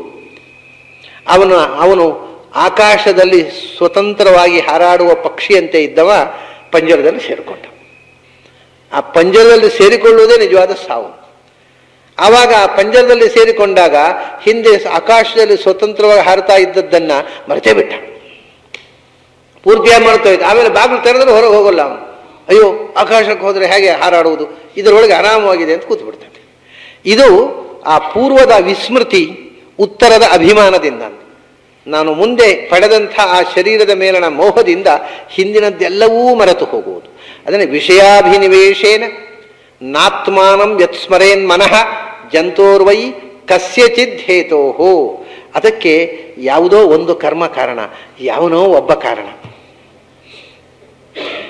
ಒಬ್ಬ ಕಾರಣನಾಗ್ತಾನೆ ನೋಡಿ. ಅದಕ್ಕೆ ಇವನಿಗೆ ಮರೆವಿಗೆ ಅನೇಕ ಮಂದಿ ಕಾರಣಗಳಾಗ್ತಾರೆ. ಅದಕ್ಕೆ ಕೃಷ್ಣ ಹೇಳೋದು ಮುಂದೆ ಅದರ ವಿವರ ಹೇಳ್ತಾನೆ. ಅವನು ಮರೀಲಿಕ್ಕೆ ಅವನ ತಂದೆ ತಾಯಿಯೇ ಕಾರಣ ಅಲ್ವಾ. ತಂದೆಯ ರೈತಸ್ಸನಿಂದಾಗಿ ಅವನು ಹುಟ್ಟಿದ, ಹೊಸ ಶರೀರ ಬಂತವನಿಗೆ. ಹೊಸ ಶರೀರ ಕೊಟ್ಟವರು ಯಾರು? ತಂದೆ ತಾಯಿ. ಹಾಗಾಗಿ ಹೊಸ ಶರೀರ ಬಂದದ್ರಿಂದ ಹಿಂದಿನದು ಮರೆತು ಹೋದ್ದು. ಹಾಗಾದರೆ ಮಕ್ಕಳ ಮರೆಗುಳಿತನಕ್ಕೆ ಯಾರು ಕಾರಣ? ತಂದೆ ತಾಯಿ ಕಾರಣ. ಅವನು ಮರೆಯುವಂತೆ ಮಾಡಿದರೆ ಅವನು ಹೊಸ ಶರೀರ ಕೊಟ್ಟು ಹಿಂದಿನದ್ದೆಲ್ಲ ಮರೆತು ಹೋಯ್ತು ಅವನಿಗೆ, ಪೂರ್ತಿ ಮರೆವಿನಲ್ಲಿ. ಆದರೆ ಇಷ್ಟೆಲ್ಲ ಆ ಪ್ರೋಸೆಸ್ ನೋಡಿ ಎಷ್ಟು ಕಷ್ಟ. ಆಕಾಶದಲ್ಲಿದ್ದಂಥ ಒಂದು ಜೀವ ಅದು ಯಾವುದೋ ಒಂದು ವನಸ್ಪತಿಯಲ್ಲಿ ಸೇರಿಕೊಂಡಿತು. ಆ ವನಸ್ಪತಿ ಎಲ್ಲೋ ಕಾಡಿನಲ್ಲಿದ್ದ ವನಸ್ಪತಿ ಆದರೆ ಅದಂತೂ ವೆಜಿಟೇಬಲ್ಸ್ ಅಂಗಡಿಗೆ ಮಾರಾಟಕ್ಕೂ ಬರುವುದಿಲ್ಲ, ಅದು ಅಡುಗೆಯೂ ಆಗೋಲ್ಲ. ಪುನಃ ಮೇಲೆ ಹೋಗಬೇಕು. ಮತ್ತೆ ಮಳೆಯಲ್ಲಿ ಇನ್ಯಾವುದೋ ನಾವು ಉಣ್ಣುವ ಅಂಗಡಿಗೆ ಮಾರ್ಕೆಟಿಗೆ ಬರುವ ವನಸ್ಪತಿಯಲ್ಲಿ ಸೇರಿಕೊಳ್ಳಬೇಕು. ಮಾರ್ಕೆಟ್ನಲ್ಲಿ ನಾವು ತಿನ್ನುವ ಆಹಾರದೊಳಗೆ ಸೇರಿಕೊಂಡು ಅದು ನಮ್ಮ ಮನೆಗೆ ಬಂದ ಮೇಲೂ ಅದನ್ನು ಇವರು ಬೇಯಿಸಿದ ಮೇಲೆ ಅದು ನೇರ ಹೆಣ್ಣಿನ ಹೊಟ್ಟೆಗೆ ಹೋದರೆ ಪುನಃ ಅದು ವೇಸ್ಟು, ಪುನಃ ವಾಪಸ್ ಬರಬೇಕು. ಪುನಃ ವಾಪಸ್ ಮತ್ತೆ ವಾತಾವರಣದಲ್ಲಿ ಬಂದು ಮತ್ತೆ ವನಸ್ಪತಿಯಲ್ಲಿ ಸೇರಿಕೊಂಡು ಮತ್ತೆ ಗಂಡಿನ ಇಷ್ಟೂ ಪ್ರೋಸೆಸ್ ಆಗದೆ ಮಧ್ಯದಲ್ಲಿ ಒಂದು ಬ್ರೇಕ್ ಆದರೆ ಪುನಃ ಪ್ರಾರಂಭದಿಂದ ಶುರುವಾಗಬೇಕು. ಒಂದು ಜೀವ ಒಂದು ಗರ್ಭಕೋಶದೊಳಗೆ ಸೇರಬೇಕಾಗಿದ್ದರೆ ಎಷ್ಟೋ ಸರ್ತಿ ಇಂಥ ಗತಾಗತಗಳಾಗ್ತವೆ. ಮತ್ತೆ ಅದು ಅಕಸ್ಮಾತ್ತಾಗಿ ವೆಜಿಟೇಬಲ್ನಲ್ಲೇ ಸೇರಬೇಕು, ಅಕಸ್ಮಾತ್ತಾಗಿ ಅದನ್ನು ಗಂಡಿನ ಹೊಟ್ಟೆಗೆ ಹೋಗಬೇಕು. ಗಂಡಿನ ಹೊಟ್ಟೆಗೆ ಹೋದಂತಹ ಜೀವಾಣುಗಳಲ್ಲಿ ಅದರಿಂದ ಹೆಣ್ಣಿನ ಹೊಟ್ಟೆಗೆ ಹೋದ ಸಾವಿರಾರು ಜೀವಾಣುಗಳಲ್ಲಿ ಒಂದು ಜೀವ ಗರ್ಭಕೋಶದಲ್ಲಿ ಬೆಳೆಯುತ್ತೆ, ಉಳಿದದ್ದು ಪುನಃ ಹೋಗಬೇಕು. ಆದರೆ ಇದೊಂದು ಭಯಾನಕವಾದ ಪ್ರೋಸೆಸ್ ಇದು. ಅದು ಯೋಚನೆ ಮಾಡಿದ್ರೆ ಅದೇ ಒಂದು ದೊಡ್ಡ ವಿಚಿತ್ರವಾದ ಪ್ರಪಂಚ. ಅದನ್ನು ಹೇಳ್ತಾನೆ. ಅದಕ್ಕೆ ಕೃಷ್ಣ ಕಸ್ಯಚಿದ್, ಯಾವುದೋ ಒಂದು ಜೀವ ಗರ್ಭಕೋಶದಲ್ಲಿ ಸೇರಿಕೊಳ್ಳುತ್ತೆ, ಉಳಿದದ್ದೆಲ್ಲ ವಾಪಸ್ ಬರುತ್ತಪ್ಪ. ಯಾಕೆಂದರೆ ಕಸ್ಯಚಿದ್ ಹೇತೋಹ, ಅವರವರ ಕರ್ಮಕ್ಕೆ ತಕ್ಕಂತೆ ಅವರವರ ಗತಿ. ಆ ಗರ್ಭದಲ್ಲಿ ಆ ತಾಯಿಯ ಮಗನಾಗಿ ಹುಟ್ಟುವ ಕರ್ಮ, ಪ್ರಾರಬ್ಧ ಕರ್ಮ ಅವನಿಗಿಲ್ಲ, ಹೊರಕ್ಕೆ ಬಂದ. ಆದರೆ ಒಳಕ್ಕೆ ಯಾಕೆ ಹೋದ? ಒಳಕ್ಕೆ ಹೋಗೋ ಪ್ರಾರಬ್ಧ ಕರ್ಮ ಇತ್ತು, ಹೋದ. ಆದರೆ ಮಗನಾಗುವ ಪ್ರಾರಬ್ಧ ಕರ್ಮ ಇರಲಿಲ್ಲ, ಬಂದ. ಹೀಗೆ ಅದರಿಂದ ಕಸ್ಯಚಿತ್ ಅನ್ನುವುದು ಎಲ್ಲಕ್ಕೂ ವಿವರಣೆ ಪಡೆದ. ಒಂದು ಕಾರಣ ವಿಶೇಷದಿಂದ ಒಳಕ್ಕೆ ಹೋದ, ಆದರೆ ಅವಳನ್ನು ತಾಯಿಯಾಗಿ ಪಡೆದು ಮಗನಾಗಿ ಹುಟ್ಟುವಂತಹ ಪ್ರಾರಬ್ಧ ಕರ್ಮ ಇರಲಿಲ್ಲ, ವಾಪಸ್ ಬರುತ್ತಪ್ಪ. ಯಾಕಂದ್ರೆ ಕಸ್ಯಚಿದ್ ಹೇತೋಹ, ಅವರವರ ಕರ್ಮಕ್ಕೆ ತಕ್ಕಂತೆ ಅವರವರ ಗತಿ. ಆ ಗರ್ಭದಲ್ಲಿ ಆ ತಾಯಿಯ ಮಗನಾಗಿ ಹುಟ್ಟುವ ಕರ್ಮ, ಪ್ರಾರಬ್ಧ ಕರ್ಮ ಅವನಿಗಿಲ್ಲ, ಹೊರಕ್ಕೆ ಬಂದ. ಆದರೆ ಒಳಕ್ಕೆ ಯಾಕೆ ಹೋದ? ಒಳಕ್ಕೆ ಹೋಗೋ ಪ್ರಾರಬ್ಧ ಕರ್ಮ ಇತ್ತು, ಹೋದ. ಆದರೆ ಮಗನಾಗುವ ಪ್ರಾರಬ್ಧ ಕರ್ಮ ಇರಲಿಲ್ಲ, ಬಂದ. ಹೀಗೆ ಅದರಿಂದ ಕಸ್ಯಚಿತ್ ಅನ್ನುವುದು ಎಲ್ಲಕ್ಕೂ ವಿವರಣೆ ಪಡೆದ. ಒಂದು ಕಾರಣ ವಿಶೇಷದಿಂದ ಒಳಕ್ಕೆ ಹೋದ, ಆದರೆ ಅವಳನ್ನು ತಾಯಿಯಾಗಿ ಪಡೆದು ಮಗನಾಗಿ ಹುಟ್ಟುವಂತಹ ಪ್ರಾರಬ್ಧ ಕರ್ಮ ಇರಲಿಲ್ಲ, ಹೊರಕ್ಕೆ ಬಂದ. ಹೀಗೆ ಯಾವ್ಯಾವುದೋ ರೀತಿಯಿಂದ ಒಳಕ್ಕೆ ಹೋಗುವುದು ಹೊರಕ್ಕೆ ಬರುವುದು ಮಾಡಿ ಕೊನೆಗೊಮ್ಮೆ ಅವನ ಪ್ರಾರಬ್ಧ ಕರ್ಮಕ್ಕೆ ಸರಿಯಾದ ತಂದೆ ತಾಯಿ ಸಿಕ್ಕಿದ್ರು, ಗರ್ಭಕ್ಕೆ ಸೇರಿಕೊಂಡ. ಗರ್ಭದಲ್ಲಿ 9 ತಿಂಗಳು ನಿಂತ ಹುಟ್ಟಿದ. ಅಂದರೆ ಜಂತೋರ್ವೈ ಕಸ್ಯಚಿದ್ ಹೇತೋಹೋ ಮೃತ್ಯು ಅತ್ಯಂತ ವಿಸ್ಮೃತಿ. ಹೀಗೆ ನಾವು ಎಲ್ಲವನ್ನೂ ಹಿಂದಿನದ ಪೂರ್ತಿ ಮರೆತು ಹೊಸ ಬದುಕಿಗೆ ತೊಡಗುವುದಕ್ಕೆ ಸಾವು ಅಥವಾ ಹುಟ್ಟು ಅಂತ ಹೆಸರು. ಸತ್ತು ಹುಟ್ಟುವುದು ಅಂತ ಹೇಳೋಣ. ಸತ್ತು ಹುಟ್ಟಿದ, ಯಾಕೆಂದರೆ ನಿನ್ನೆ ಹೇಳಿದ ಹಾಗೆ ಅವನು ಬಸ್ ಹತ್ತಿ ಇಳಿದರೆ ಅಥವಾ ಮನೆ ಒಳಗೋಗಿ ಹೊರಗೆ ಬಂದರೆ ಅಂಗಿ ಹಾಕಿ ತೆಗೆದರೆ ಅವನು ಸತ್ತು ಹುಟ್ಟಿಲ್ಲ. ಯಾಕೆಂದರೆ ಅವನು ಬಸ್ ಹತ್ತು ಮುಂಚಿಂದೂ ಗೊತ್ತಿದೆ, ಬಸ್ನಲ್ಲಿ ಬಂದದ್ದು ಗೊತ್ತಿದೆ, ಇಳಿದದ್ದು ಗೊತ್ತಿದೆ, ಮುಂದಿಂದು ಎಲ್ಲ ಗೊತ್ತಿದೆ. ಇದು ಹಾಗಲ್ಲ, ಅವನು ಹಿಂದಿನದ್ದು ಪೂರ್ತಿ ಮರೆತು ಹೋಯಿತು, ಹೊಸ ಜೀವನ ಪ್ರಾರಂಭ ಆಯಿತು. ಅಂದರೆ ಹಿಂದಿನ ಪೂರ್ತಿ ಮರೆತು ಹೊಸತಾಗಿ ಅವನು ಜೀವನಕ್ಕೆ ತೊಡಗಿಕೊಳ್ಳುವುದಕ್ಕೆ ಕಾರಣ ಅವನಿಗೆ ಹೊಸ ಶರೀರ ಸಿಕ್ಕಿತ್ತು. ಹೊಸ ಶರೀರದಲ್ಲಿ ಅವನಿಗೆ ಮಮತೆ ಬಂದದ್ದು. ಇದು ನನ್ನ ದೇಹ, ಇದು ನನ್ನ ದೇಹ ಅಂತ ಒಂದು ಹೊಸ ಶರೀರ ಸಿಕ್ಕಿ ಅದರಲ್ಲಿ ಮಮತೆ ಬಂತೋ ಇಲ್ವೋ, ಹಿಂದಿನದು ನನ್ನ ಅನ್ನೋದು ಹೋಯ್ತು. ಅಲ್ಲಿ ತನಕ ನನ್ನದಿತ್ತು, ನನಗೊಂದು ದೇಹ ಇತ್ತು ಅದು ಹೋಯ್ತು, ನನಗೊಂದು ದೇಹ ಇತ್ತು ಅದು ಹೋಯ್ತು ಅಂತ ದುಃಖ ಪಡ್ತಾ ಇರ್ತಾರೆ. ಈಗ ಹೊಸ ದೇಹ ಬಂದ ಮೇಲೆ ಇತ್ತು ಅನ್ನೋದೇ ಬರ್ತು ಹೋಗುತ್ತೆ. ಅದು ನನ್ನ ಅನ್ನೋದು ಹೋದದ್ರಿಂದ ಅದರ ಪೂರ್ತಿ ನೆನಪು ಹೊರಟು ಹೋಗುತ್ತೆ. ಜಂತೋರ್ವೈ ಕಸ್ಯಚಿದ್ದೇತೋ ಮೃತ್ಯು ಅತ್ಯಂತ ವಿಸ್ಮೃತಿ. ಹಾಗಾದರೆ ನೀವು ಹುಟ್ಟುವುದೇ ಸಾಯುವುದು ಅಂತ, ಇನ್ನು ಬೇರೆ ಇಲ್ಲ ಅಂತಾಯ್ತು. ಹುಟ್ಟುವುದೇ ಒಂಥರ ಸಾಯುವುದು ಅಂತ ಹೇಳಿದಾಗಾಯ್ತಲ್ಲ. ಹುಟ್ಟುವುದು ಅಂದರೆ ಅಂಥದ್ದು. ಹಾಗಾದರೆ ಜನ್ಮತು ಆತ್ಮತೆಯ ಪುಂಸಃ ಸರ್ವಭಾವೇನ ಭೂರಿದ, ಜನ್ಮತು ಆತ್ಮತೆಯ ಪುಂಸಃ ಸರ್ವಭಾವೇನ ಭೂರಿದ ವಿಷಯ ಸ್ವೀಕೃತಿ ಪ್ರಾಹು ಯಥಾ ಸ್ವಪ್ನೋ ಮನೋರಥ ಅಂತ. ಹುಟ್ಟುವುದು ಅಂದರೆ ಏನು ಗೊತ್ತಾ? ಜನ್ಮತು ಆತ್ಮತೆಯ ವಿಷಯ ಸ್ವೀಕೃತಿ. ಈ ಹೊಸತಾಗಿ ಬಂದ ದೇಹ ಉಂಟಲ್ವ, ವಿಷಯ ಅಂತ ಆ ಶಬ್ದವನ್ನು ಬಳಸ್ತಾನೆ ಇಲ್ಲಿ ಕೂಡ ಕೃಷ್ಣ. ವಿಷಯ ಭೋಗಕ್ಕೋಸ್ಕರ ಅವನಿಗೆ ಹೊಸತಾಗಿ ಸಿಕ್ಕಿದ ದೇಹ, ಅದನ್ನ ಆತ್ಮತೆಯ ಸ್ವೀಕೃತಿ. ಈಗ ಹಿಂದೆ ನನ್ನದು ನನ್ನದು ಅಂತ ಬೇರೆ ಒಂದು ದೇಹದ್ದೇ ನೆನಪಿತ್ತವನಿಗೆ, ಅದು ಹೋಯ್ತೀಗ. ಇದು ನನ್ನದು ಇದು ನನ್ನದು ಅಂತ ಶುರುವಾಯಿತು. ಈ ಹೊಸ ದೇಹವನ್ನೇ ನನ್ನದು ಅಂತ ಪೂರ್ಣ ಪ್ರಮಾಣದಲ್ಲಿ ಸ್ವೀಕಾರ ಮಾಡೋದುಂಟಲ್ವ, ಅದೇ ಹುಟ್ಟುವುದು. ಅಂದ್ರೆ ಏನು ಹೇಳಿದಾಗಾಯ್ತು? ಹುಟ್ಟುವುದು ಅಂದರೆ ಸಾಯುವುದು ಅಂದ್ರೆ ಒಂದೇ ಆಯ್ತು. ಈಗ ವಿಶೇಷ ವ್ಯತ್ಯಾಸ ಇಲ್ಲ. ಹೊಸ ದೇಹ ಬರುವುದೇ ಸಾಯುವುದು, ಹೊಸ ದೇಹ ಬಂದಾಗ ಹಿಂದಿನದನ್ನು ಮರೆಯುವುದು ಇಷ್ಟೇ. ಹಿಂದಿನದನ್ನು ಮರೆಯುವುದು ಸಾವು, ಹೊಸತನ್ನು ಪ್ರೀತಿಸುವುದು ಹುಟ್ಟು, ಅಷ್ಟೇ, ಏನಿಲ್ಲ. ಅದನ್ನೇ ಜನ್ಮತು ಆತ್ಮತೆಯ ಪುಂಸಃ, ಈ ಹೊಸದಾಗಿ ದೇಹ ಬಂತಲ್ಲ ಅದನ್ನು ಆತ್ಮೀಯ, ಅದು ನನ್ನದು ಅಂತ ಅದರಲ್ಲಿ ಪೂರ್ಣ ಪ್ರಮಾಣದಲ್ಲಿ ನನ್ನತನ, ಆ ನನ್ನದು ಅನ್ನುವ ಮೋಹಕ್ಕೆ ಒಳಗಾಗುವುದು. ಸರ್ವಭಾವೇನ, ಯಾಕಂದ್ರೆ ಇನ್ನೊಂದು ದೇಹ, ಹಿಂದಿನ ದೇಹ ಇಲ್ಲೇ ಇಲ್ಲ, ಈಗ ಇದು ಇದೇ ನನ್ನದು. ಸರ್ವಭಾವೇನ ಭೂರಿದ ವಿಷಯ ಸ್ವೀಕೃತಿ, ಇದು ನನ್ನದು ಅಂತ ಹೊಸ ಶರೀರವನ್ನು ಪೂರ್ಣ ಪ್ರಮಾಣದಲ್ಲಿ ಆತ್ಮೀಯವಾಗಿ ಸ್ವೀಕಾರ ಮಾಡೋದುಂಟಲ್ವಾ, ಅದೇ ಜನ್ಮ. ಆವಾಗ ಮರೆತು ಹೋಗುತ್ತೆ ಹಿಂದಿನದ್ದೆಲ್ಲ. ಹೇಗೆ ಅಂದರೆ ಅದಕ್ಕೆ ಒಂದು ದೃಷ್ಟಾಂತ ಕೊಡ್ತಾನೆ. ಇಂಥದ್ದು ಉಂಟ ಸ್ವಾಮಿ ಎಲ್ಲಿಯಾದರೂ? ಹೀಗೆ ಪೂರ್ತಿ ಹಿಂದಿನದ್ದನ್ನು ಮರೆತು ಹೊಸತನ್ನು ಸ್ವೀಕಾರ ಮಾಡೋದು ಒಂದು ಟೆಂಪರರಿ ದೃಷ್ಟಿ. ಪರ್ಮನೆಂಟ್ ಅಂದರೆ ಹುಟ್ಟುವುದೇ, ಹಿಂದಿನದನ್ನು ಪೂರ್ತಿ ಮರೆಯುವುದು. ಅದಕ್ಕೆ ಒಂದು ಟೆಂಪರರಿ ದೃಷ್ಟಾಂತ ಕೊಡ್ತೇನೆ ಅಂತಾನೆ ಕೃಷ್ಣ. ಅದರಿಂದ ನಿಮಗೆ ಈ ಪರ್ಮನೆಂಟ್ ಮರೆಯುವ ಅರ್ಥ ಆಗೋದು. ಯಥಾ ಸ್ವಪ್ನಃ ಮನೋರಥ ಅಂತ. ಇವಾಗ ಕನಸು, ಕನಸಿನಲ್ಲಿ ನಾವು ಬೇರೆ ಶರೀರದಿಂದ ಕನಸು ಕಾಣ್ತೇವೆ, ಈ ಶರೀರದಿಂದ ಅಲ್ಲ. ಕನಸಿನಲ್ಲಿ ಒಂದು ಶರೀರ, ಆ ಶರೀರದಲ್ಲಿ ಎಲ್ಲಿ ಬಸ್ನಲ್ಲಿ ಪ್ರಯಾಣ ಮಾಡ್ತೇವೆ, ವಿಮಾನದಲ್ಲಿ ಹೋಗ್ತೇವೆ, ರಸ್ತೆಯಲ್ಲಿ ನಡ್ಕೊಂಡು ಹೋಗ್ತೇವೆ. ನ ತತ್ರ ರಥಾಃ ನ ರಥಯೋಗಾಃ ನ ಪಂಥಾನಃ ರಥಾನ್ ರಥಯೋಗಾನ್ ಪಥಃ ಸೃಜತೆ. ಅಲ್ಲೇನಿಲ್ಲ, ಒಳಗೆ ರಥ ಇಲ್ಲ, ಕುದುರೆಗಳಿಲ್ಲ, ರಸ್ತೆಗಳಿಲ್ಲ. ನಾವು ಎಲ್ಲವನ್ನೂ ಕಾಣ್ತೇವೆ. ಒಳಗಿನಿಂದ ಕುದುರೆ ಗಾಡಿ, ಅದು ಕಟ್ಟಿದ ಕುದುರೆ, ಅದು ರಸ್ತೆಯಲ್ಲಿ ಓಡುವುದು, ಅದನ್ನು ನಾವು ಕೂತಿದ್ದೇವೆ, ಕುದುರೆ ಗಾಡಿಯಲ್ಲಿ ಹೋಗ್ತಾ ಇದ್ದೇವೆ.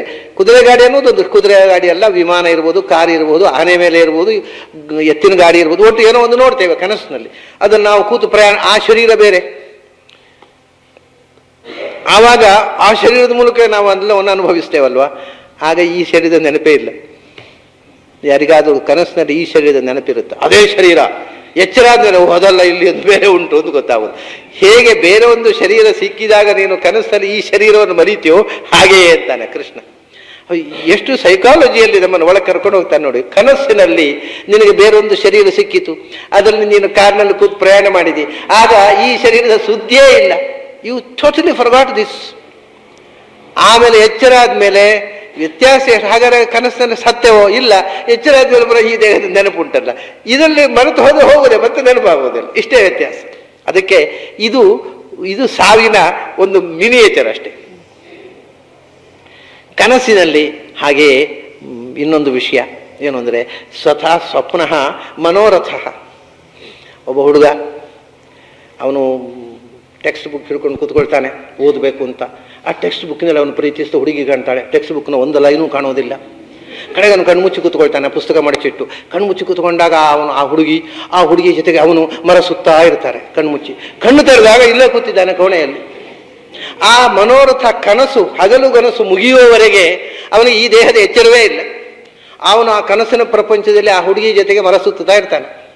ಯಾಕಂದ್ರೆ ಸಿನಿಮಾ ನೋಡಿದ ಪ್ರಭಾವ, ಅದು ಮರ ಸುತ್ತಬೇಕು ಅಂತ ಅದ್ರಲ್ಲಿ ನೋಡಿ ಗೊತ್ತಾಗಿತ್ತು ಅವನಿಗೆ. ಸರಿ, ಆ ಹುಡುಗಿ ಜೊತೆ ಮರ ಸುತ್ತಾ ಇರ್ತಾನೆ. ಯಾಕೆ ಸುತ್ತಿದ್ದು ಅಂತ ಅವನಿಗೂ ಗೊತ್ತಿಲ್ಲ, ಯಾಕಂದ್ರೆ ಅದು ಇನ್ಫ್ಲೂಯೆನ್ಸ್ ಅಷ್ಟೇ. ಆಮೇಲೆ ಮತ್ತೆ ಯಾರೋ ಕರೀತಾರೆ, ಊಟಕ್ಕಾಯ್ತೋ ಬಾ ಅಂತ. ಎಚ್ಚರ ಆಗುತ್ತೆ, ಓಹೋ ನಾನು ಮರ ಸುತ್ತಾ ಇಲ್ಲ, ಇಲ್ಲೇ ಇದ್ದೀನಿ ಈ ದೇಹದಲ್ಲಿ. ಆವಾಗ ಈ ದೇಹದಲ್ಲಿ ಬಲು ಈ ದೇಹವೇ ಗೊತ್ತಾಗುವುದಿಲ್ಲ. ಹಗಲು ಕನಸು ಕಾಣುವವನು ಹೇಗೆ ತನ್ನ ದೇಹವನ್ನೇ ಮರೆತು ಹೊಸ ದೇಹ ಅವನು ಕಲ್ಪನೆಯಲ್ಲಿ ಕಲ್ಪಿಸಿಕೊಂಡ ದೇಹದಲ್ಲಿ ಅಭಿಮಾನ ತಾಳಿ ಈ ದೇಹವನ್ನು ಮರೀತಾನೋ, ಕನಸಿನಲ್ಲಿ ಹೊಸ ದೇಹದಿಂದ ಸಂಚರಿಸ್ತಾ ಹೇಗೆ ಈ ಕನಸು ಯಾವ ದೇಹದ ಒಳಗೆ ಕನಸುಕೊಂಡು ಆ ದೇಹವನ್ನೇ ಮರೀತಾನೋ, ಹಾಗೆ ಸಾವಿನಲ್ಲಿ ಪೂರ್ತಿ ಮರೀತಾನೆ. ಇದು ಅಷ್ಟು ಹೊತ್ತು ಮರೆಯೋದು, ಇದು ಪೂರ್ತಿ ಇಷ್ಟೇ ವ್ಯತ್ಯಾಸ. ಯಥಾ ಸ್ವಪ್ನ ಮನೋರಥ. ಆದ್ದರಿಂದ ಮರೆಯೋದು ಸಾವು, ಈ ಹೊಸ ದೇಹವನ್ನು ಪ್ರೀತಿಸೋದು ಹುಟ್ಟು. ಇಷ್ಟೇ ಸಾವು ಹುಟ್ಟು ಅಂದರೆ ಇನ್ನೇನಿಲ್ಲ. ಹೊಸ ದೇಹದ ಮಮತೆ ಹುಟ್ಟು. ಈ ಮಮತೆ ಬಂದದ್ರಿಂದ ಹಳೆಯ ದೇಹದ ಮರೆವು ಸಾವು. ಮತ್ತೆ ಯಾವುದು ನಾಶವಾಗಲಿಲ್ಲ, ಯಾವುದು ಹುಟ್ಟಲಿಲ್ಲ. ಏನು ನಾಶವಾಗಿದೆ ಹೇಳಿ? ಯಾವುದೂ ನಾಶವಾಗಲಿಲ್ಲ. ಈಗ ಸತ್ತಿತು ಅಂತ ಹೇಳ್ತೇವೆ ನಾವು, ಸಂಸ್ಕೃತದಲ್ಲಿ ಶಬ್ದವೇ ಇಲ್ಲ. ಸತ್ತಿತು ಹುಟ್ಟಿತು ಅನ್ನೋದಕ್ಕೆ ಸಂಸ್ಕೃತದಲ್ಲಿ ಶಬ್ದ ಇಲ್ಲ. ಯಾಕಂದ್ರೆ ಯಾವುದು ಸಾಯುವುದಿಲ್ಲ ಹುಟ್ಟುವುದಿಲ್ಲ. ಅದರಿಂದ ಸತ್ತಿತು ಹುಟ್ಟಿತು ಅನ್ನೋದಕ್ಕೆ ಸಂಸ್ಕೃತದ ಭಾಷೆಯಲ್ಲಿ ಶಬ್ದವೇ ಇಲ್ಲ. ಕನ್ನಡದಲ್ಲಿ ಉಂಟು, ಸತ್ತಿತು ಅಂತ ಹೇಳ್ತೇವೆ. ಎಂಥದ್ದು ಸಾಯುವುದು? ಈಗ ಜೀವವೋ ಶರೀರ ಸಾಯುವುದೋ ಜೀವ ಸಾಯುವುದೋ? ಜೀವನಿಗೆ ಸಾವಿಲ್ಲ, ಶರೀರ ಸತ್ತಿತು ಅಂತ ಹೇಳಲಿಕ್ಕೆ ಆಗೋದಿಲ್ಲ. ಯಾಕೆಂದರೆ ಸಾವು ಅನ್ನೋದು ಜಡಕ್ಕೆ ಸಂಬಂಧಪಟ್ಟ ಶಬ್ದವೇ ಅಲ್ಲ ಅದು. ಯಾಕೆಂದರೆ ನಮ್ಮ ಮನೇಲಿ ಒಂದು ಮಡಕೆ ಇತ್ತು, ಅದು ಕೆಳಗೆ ಬಿದ್ದು ಸತ್ತು ಹೋಯ್ತು ಅಂತ ಹೇಳ್ತಾರೆ ಯಾರಾದರೂ. ಮಡಕೆ ಸತ್ತಿತ್ತು ಅಂತ ಯಾರು ಹೇಳೋದಿಲ್ಲ. ಸಾವು ಜಡಕ್ಕೆ ಸಾವು ಅನ್ನೋ ಶಬ್ದವನ್ನು ಬಳಸೋದಿಲ್ಲ, ಚೇತನಕ್ಕೆ ಸಾವಿಲ್ಲ. ಹಾಗಾದ್ರೆ ಸತ್ತಿತು ಅಂದರೆ ಎಂಥದ್ದು?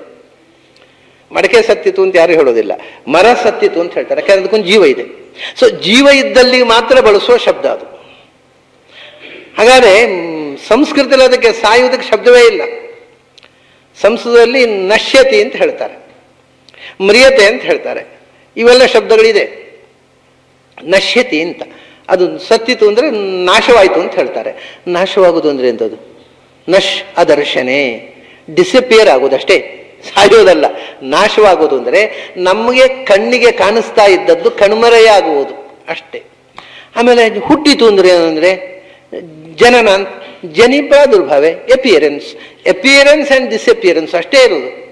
ಹುಟ್ಟುವುದು ಸಾಯುವುದು ಅಂತ ಒಂದು ಇಲ್ಲವೇ ಇಲ್ಲ. ಮೂಲಭೂತವಾಗಿ ಸಂಸ್ಕೃತದ ಶಬ್ದದ ಅರ್ಥ ಸಾಯುವುದು ಅಂತ ಅನ್ನುವ ಅರ್ಥವನ್ನು ಹೇಳುವ ಶಬ್ದಕ್ಕೆ ಅರ್ಥ ನಾವು ಕನ್ನಡದಲ್ಲಿ ಯಾವ ಅರ್ಥ ಹೇಳ್ತೇವೆ ಆ ಅರ್ಥ ಇಲ್ಲೇ ಇಲ್ಲ. ಅಲ್ಲಿ ಡಿಸಪಿಯರೆನ್ಸ್, ಕಣ್ಮರೆಯಾಗುವುದು, ಕಾಣಿಸಿಕೊಳ್ಳುವುದು, ಇಷ್ಟೇ ಹುಟ್ಟುವುದು ಸಾಯುವುದು. ಹುಟ್ಟುವುದು ಅಂದರೆ ಅವನಿಗೆ ಆಕಾಶದಲ್ಲಿ ವಾತಾವರಣದಲ್ಲಿ ಇದ್ದ ಆ ಜೀವ ನಮ್ಗೆ ಕಾಣಿಸ್ತಿರ್ಲಿಲ್ಲ.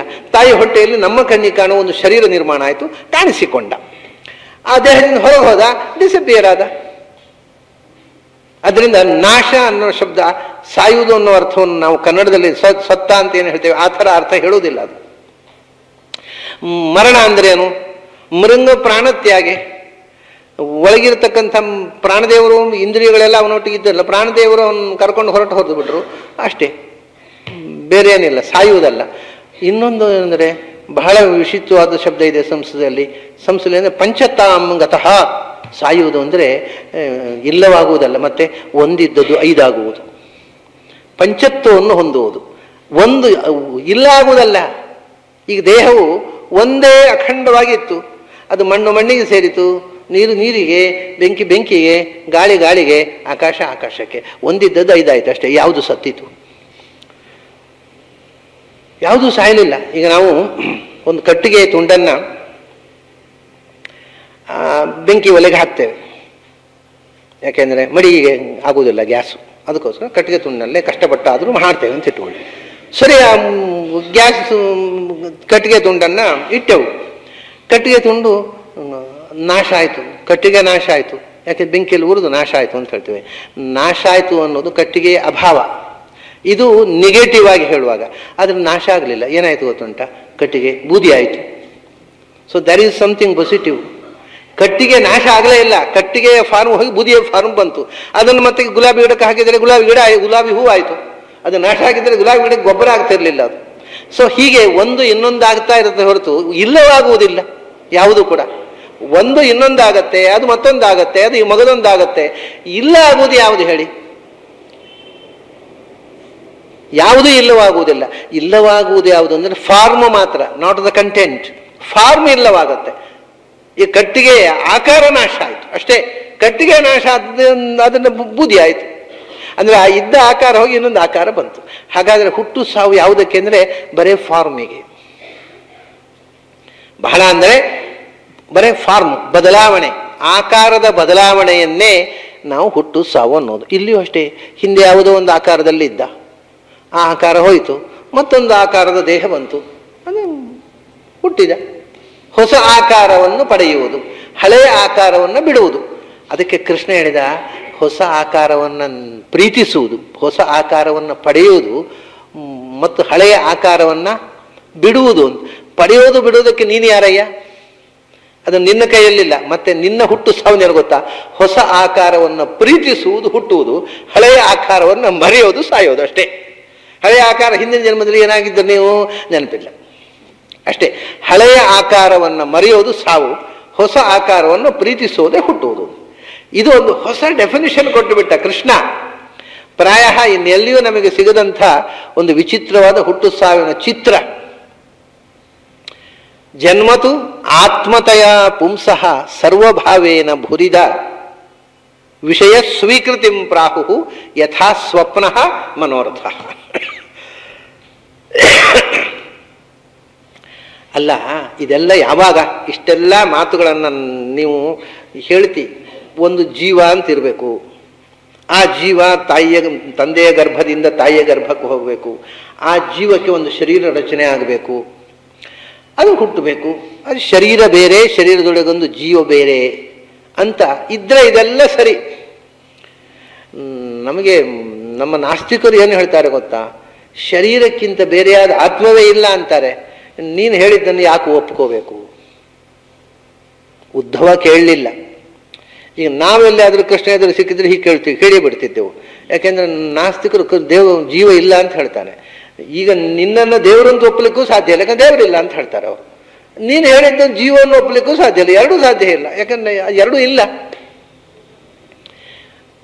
ಯಾವಾಗಲೂ ಮನುಷ್ಯ ಸುಲಭದ ದಾರಿ ಹಿಡಿತಾನೆ, ಸೋಮಾರಿ ಮನುಷ್ಯ.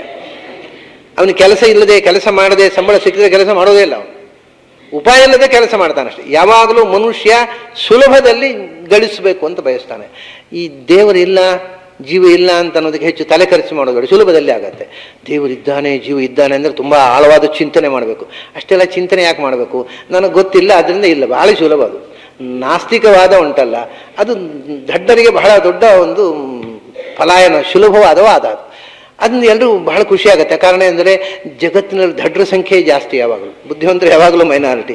ಅದನ್ನು ಎಲ್ಲರೂ ಈ ನಾಸ್ತಿಕವಾದ ಕೇಳಿದ್ರು ಖುಷಿ ಆಗ್ಬಿಡುತ್ತೆ. ಯಾಕಂದ್ರೆ ಆರಾಮಾಗುತ್ತೆ, ರಗಳೆ ಇಲ್ಲ, ದೇವರು ಇಲ್ಲ, ಯಾಕೆಂದ್ರೆ ನನಗೆ ಗೊತ್ತಿಲ್ಲ, ಆದ್ದರಿಂದ ಜೀವ ಇಲ್ಲ, ಯಾಕಂದ್ರೆ ನನಗೆ ಗೊತ್ತಿಲ್ಲ, ಆದ್ದರಿಂದ.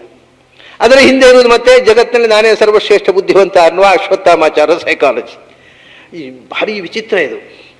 ಪ್ರಾಯ ಮನುಷ್ಯನ ಅತ್ಯಂತ ದಡ್ಡತನದ ಆವಿಷ್ಕಾರವೇ ನಾಸ್ತಿಕ್ಯವಾದ. ದಡ್ಡತನದ ಪರಾಕಾಷ್ಠೆ ಅಂದರೆ ನಾಸ್ತಿಕ್ಯವಾದ. ಯಾಕೆಂದರೆ ನನಗೆ ಗೊತ್ತಿರದೇ ಇದ್ದದ್ದಿಲ್ಲ ಅನ್ನೋದು ಬುದ್ಧಿವಂತಿಕೆ ಏನ್ರಿ? ನನಗೆ ಗೊತ್ತಿರದೇ ಇರುವುದೇ ಹೆಚ್ಚಿರುವುದು ಅಂತ ಗೊತ್ತಾಗುವುದೇ ನಿಜವಾದ ಬುದ್ಧಿವಂತಿಕೆ. ನನಗೆ ಗೊತ್ತಿರೋದು ಏನೂ ಇಲ್ಲ ಅಂದರೆ ನನಗೆ ಗೊತ್ತಿದ್ದದ್ದು ಎಷ್ಟು, ಗೊತ್ತಿರದಿರುವುದು ಎಷ್ಟು ಜಗತ್ತಿನ ಅನಂತ ವಿಷಯ ಗೊತ್ತಿಲ್ಲ. ನನಗೆ ಗೊತ್ತಿಲ್ಲದೇ ಇದ್ದದ್ದು ಇದೆ ಅಂತ ತಿಳಿಯುವುದೇ ಬುದ್ಧಿವಂತಿಕೆ.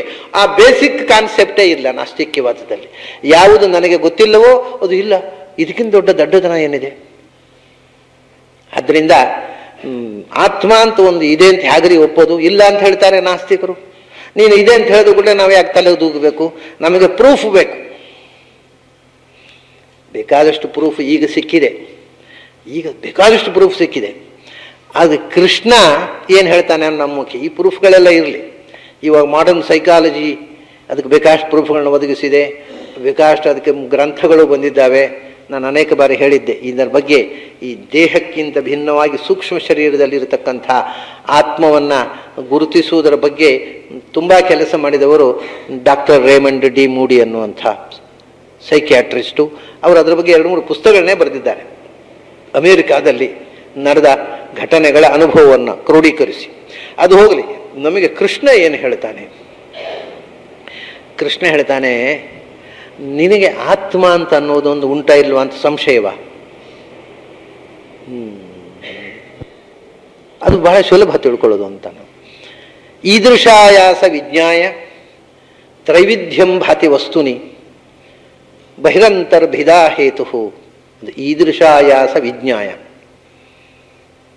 ತ್ರೈವಿಧ್ಯಂ ಭಾತಿ ವಸ್ತುನಿ ಬಹಿರಂತರ್ಭಿದಾ ಹೇತು ಜನೋ ಅಸಜ್ಜನಕರ್ದ್ಯತಃ ಯಥಾ. ಅವನು ಹೇಳ್ತಾನೆ, ಇವಾಗ ನಿನಗೆ ಆತ್ಮ ಇಲ್ಲ ಅಂತ ಹೇಳೋದ ನೀನು? ಒಂದು ಅನುಭವ, ಮನುಷ್ಯನಿಗೆ ಒಂದು ಅನುಭವ ಇದೆ. ಆ ಅನುಭವವನ್ನು ಗಮನಿಸು ಸ್ವಲ್ಪ. ಏನು ಅಂದರೆ ಈದೃಶ ಆಯ ಸಹ, ಈದೃಶ ಆಯಾಸ.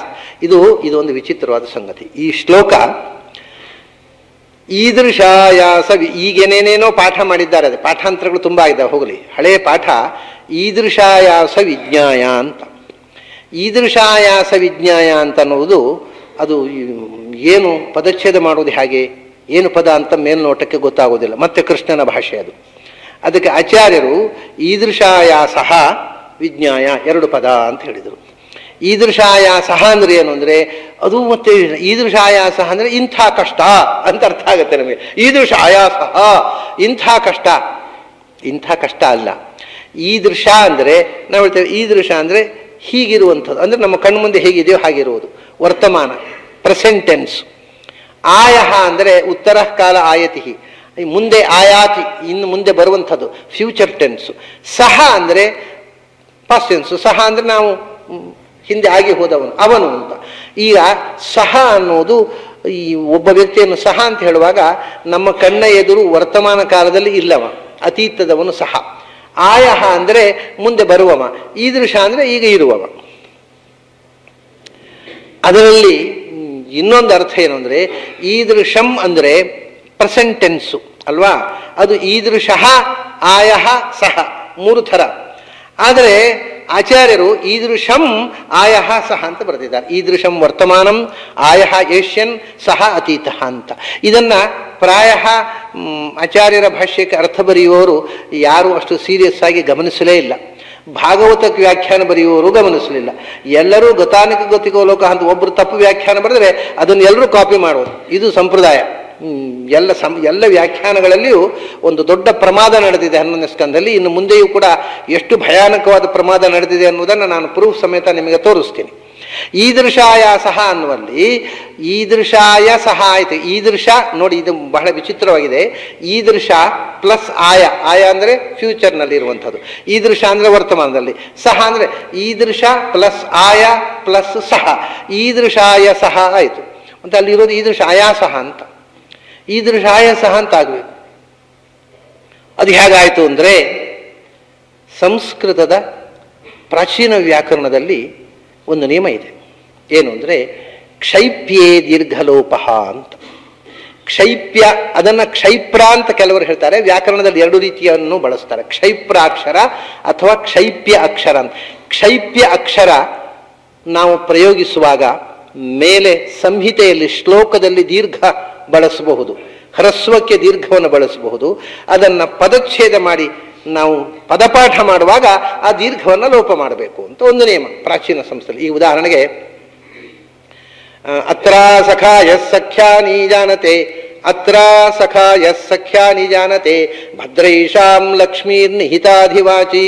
ಅತ್ರ ಸಖಾಯ ಅಂತಿದೆ, ಅದು ಪದಪಾಠ ಹೇಗೆ? ಅತ್ರ ಸಖಾಯ ಅಂತ. ಅತ್ರ ಅಂತ ದೀರ್ಘ ಇದೆ, ಅತ್ರ ಅದು ಸಂಹಿತಾದಲ್ಲಿ ಶ್ಲೋಕದಲ್ಲಿ ದೀರ್ಘ, ಅದು ಪದಪಾಠದಲ್ಲಿ ಹ್ರಸ್ವ, ಅದರ ಸಹಜ ರೂಪ ಹ್ರಸ್ವ ಅಂತ. ಹಾಗೆಯೇ ಇಲ್ಲಿ ಶ್ಲೋಕದಲ್ಲಿ ಸಂಹಿತಾ ಪಾಠದಲ್ಲಿ ಈದೃಶ ಪ್ಲಸ್ ಆಯ ಪ್ಲಸ್ ಸಹ, ಇದು ಸಂಹಿತಾದಲ್ಲಿ ದೀರ್ಘವಾಗಿ ಈದೃಶಾಯ ಸಹ ಆಗತ್ತೆ. ಅದನ್ನು ಪದಪಾಠ ಮಾಡುವಾಗ ಈದೃಶಾಯ ಸಹ ಅಂತ ಓದಬೇಕು. ಇದು ವೇದ ಕಾಲದ ನಿಯಮ. ಈದೃಶಾಯ ಸಹ ಅನ್ನೋದು ಸಂಹಿತಾ ಪಾಠ, ಶ್ಲೋಕದ ಪಾಠ. ಶ್ಲೋಕದಲ್ಲಿ ದೀರ್ಘವಂತವಾಗಿದ್ದದ್ದನ್ನು ಸಂಹಿತಾದಲ್ಲಿ ಹ್ರಸ್ವವಾಗಿ ಹೇಳಬೇಕು. ಇದಕ್ಕೊಂದು ನಿಯಮವನ್ನೇ ಆಚಾರ್ಯರು ಋಗ್ಭಾಷೆಯಲ್ಲಿ ಹೇಳಿದ್ದಾರೆ. ಸಂಹಿತಾಯಾಂ ಯತ್ರ ದೈರ್ಘ್ಯಂ ಪದೇ ಯತ್ರ ನ ದೃಶ್ಯತೆ ಉಕ್ತಾರ್ಥಸ್ಯ ಮಹಾಧಿಕ್ಯಂ. ಎಲ್ಲಿ ಸಂಹಿತಾದಲ್ಲಿ ದೀರ್ಘ ಅಂದರೆ ಅದನ್ನು ಬಳಸಲೇಬೇಕು ಅಂತಲ್ಲ, ದೀರ್ಘವನ್ನು ಬಳಸಬಹುದು. ಎಲ್ಲಿ ಕ್ಷೈಪ್ಯ ಅಥವಾ ಕ್ಷೈಪ್ರ ಅಕ್ಷರಗಳಿಗೆ, ಆ ಅಕ್ಷರಗಳು ಏನು ಅಂತ ಮತ್ತೆ ನೋಡೋಣ. ಇದು ಬಹಳ ಜನರಿಗೆ ಗೊಂದಲ, ಯಾಕೆಂದರೆ ಈ ಭಾಗವತ ತಾತ್ಪರ್ಯಕ್ಕೆ ವ್ಯಾಖ್ಯಾನ ಬರದ ಯಾರಿಗೂ ಕ್ಷೈಪ್ಯ ಅಂದರೆ ಏನು ಅಂತ ಗೊತ್ತಿರಲಿಲ್ಲ, ಆದರೂ ವ್ಯಾಖ್ಯಾನ ಬರೆದು ಬಿಟ್ಟಿದ್ದಾರೆ. ಇವಾಗ ಕ್ಷೈಪ್ರಾಕ್ಷರಗಳಲ್ಲಿ ದೀರ್ಘವನ್ನು ಬಳಸಬಹುದು, ದೀರ್ಘ ಬಳಸಲೇಬೇಕು ನಿಯಮ ಅಲ್ಲ. ಅತ್ರ ಸಖಾಯ ಅಂತ ಇನ್ನೊಂದು ಕಡೆ ಪ್ರಯೋಗ ಮಾಡಬಹುದು. ಅತ್ರ ಇದ್ದದನ್ನು ಅತ್ರ ಅಂತಲೇ ಓದಬೇಕು ಅಂತಾರೆ, ಅತ್ರ ಅಂತಲೂ ದೀರ್ಘ ಮಾಡಬಹುದು. ಎಲ್ಲಿ ಅಂದರೆ ಅದಕ್ಕೆ ಆಚಾರ್ಯ ಒಂದು ನಿಯಮ ಹೇಳ್ತಾರೆ, ಯತ್ರ ದೈರ್ಘ್ಯಂ ಸಂಹಿತಾಯಾಮ್, ಸಂಹಿತೆಯಲ್ಲಿ ದೀರ್ಘ ಇದೆ, ಆದರೆ ಪದಪಾಠದಲ್ಲಿ ದೀರ್ಘ ಇಲ್ಲ. ಅತ್ರ ಸಖಾಯ ಇದೆ ಪದಪಾಠ, ಅತ್ರ ಸಖಾಯ ಅಂತ ಪದಪಾಠ. ಆವಾಗ ಉಕ್ತಾರ್ಥಸ್ಯ ಮಹಾಧಿಕ್ಯಂ, ಆವಾಗ ದೀರ್ಘ ಅನ್ನೋದು ಆಧಿಕ್ಯಾರ್ಥಕ ಅಂತ. ದೈರ್ಘ್ಯಂ ಪ್ಲುತಂಚ ಹಿಂಕಾರ ಬಿಂದುರಪಿ ಅವಧಾರಣೆ, ಒತ್ತು ಕೊಡುವುದಕ್ಕೋಸ್ಕರ ಆಧಿಕ್ಯವನ್ನು ಹೇಳುವುದಕ್ಕೋಸ್ಕರ ದೀರ್ಘವನ್ನು ಹೇಳ್ತಾರೆ ಅಂತ. ಈಗ ವೇದ ಬಿಡಿ, ಸಂಸ್ಕೃತ ವ್ಯಾಕರಣ ಬಿಡಿ, ಹಳೆಯ ವ್ಯಾಕರಣ ಬಿಡಿ, ನಮ್ಮ ಕನ್ನಡದಲ್ಲೇ ನಾವು ದೀರ್ಘ ಯಾಕೆ ಬಳಸ್ತೇವೆ ಹೇಳಿ?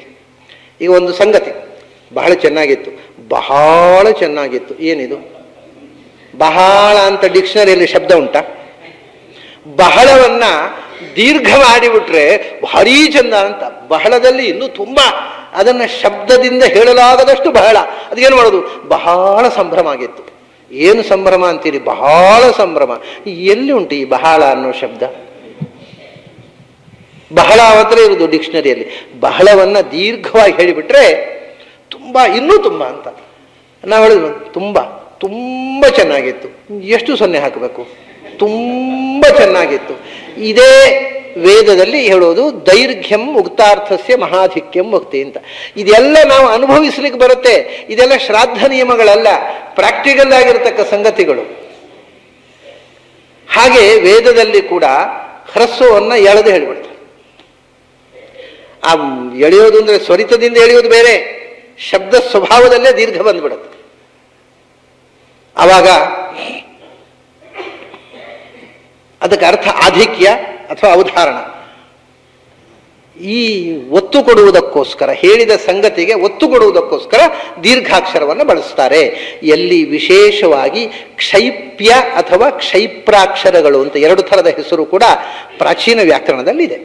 ಕ್ಷೈಪ್ರಾಕ್ಷರಗಳು ಅಂದರೆ ಯಾವುದು? ಕ್ಷೈಪ್ರಾಕ್ಷರಗಳು ಅಂದರೆ ಯಾವುದು ಅಂದರೆ ಬಹಳ ದಿಗ್ಭ್ರಮೆ ಭರಿಸುವ ಸಂಗತಿ ಇರುವುದು ಇಲ್ಲಿ. ಭಾಗವತ ತಾತ್ಪರ್ಯಕ್ಕೆ ವ್ಯಾಖ್ಯಾನ ಬರೆದ ಒಬ್ಬರು ಪಂಡಿತರು ಕ್ಷೈಪ್ರೋ ನಾಮ ಸ್ವರವಿಶೇಷ ಅಂತ ಬರೀತಾರೆ.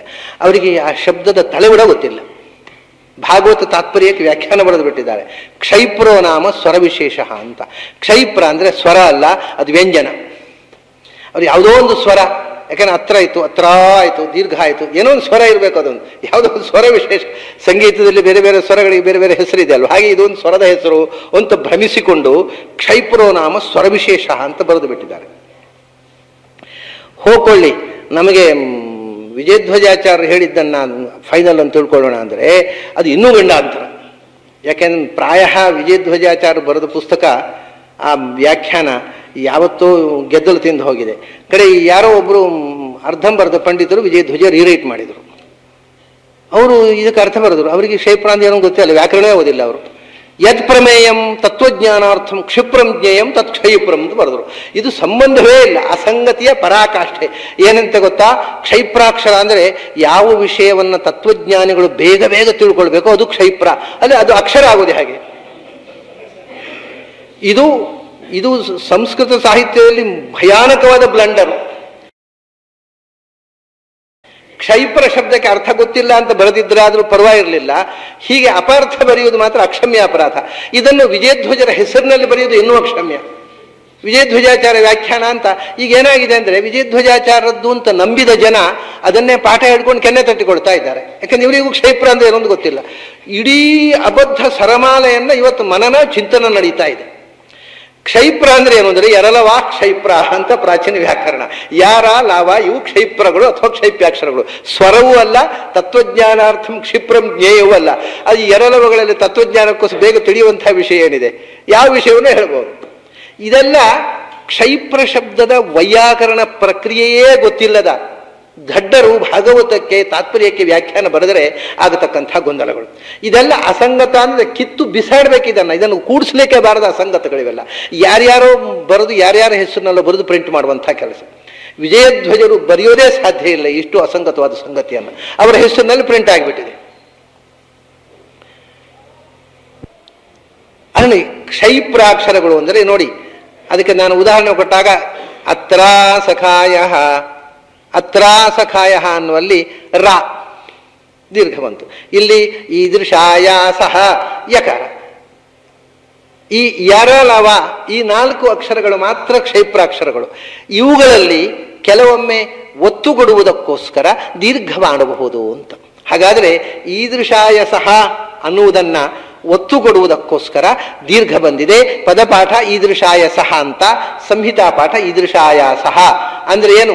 ಈದೃಶಾಯ ಸಹ ಅಂದ್ರೆ ಈದೃಶ ಈಗ ಇರುವಂಥವನೇ, ಆಯಹ ಮುಂದೆ ಇರುವವನು, ಸಹ ಅಂದ್ರೆ ಹಿಂದೆ ಇದ್ದವನು, ಅಂದ್ರೆ 3 ಕಾಲದ ಸಂಬಂಧ. ಯಾರು ಈಗ ಇದ್ದಾನೋ ಅವನೇ ಮುಂದೆ ಇರುವವನು, ಅವನೇ ಹಿಂದೆ ಇದ್ದವನು.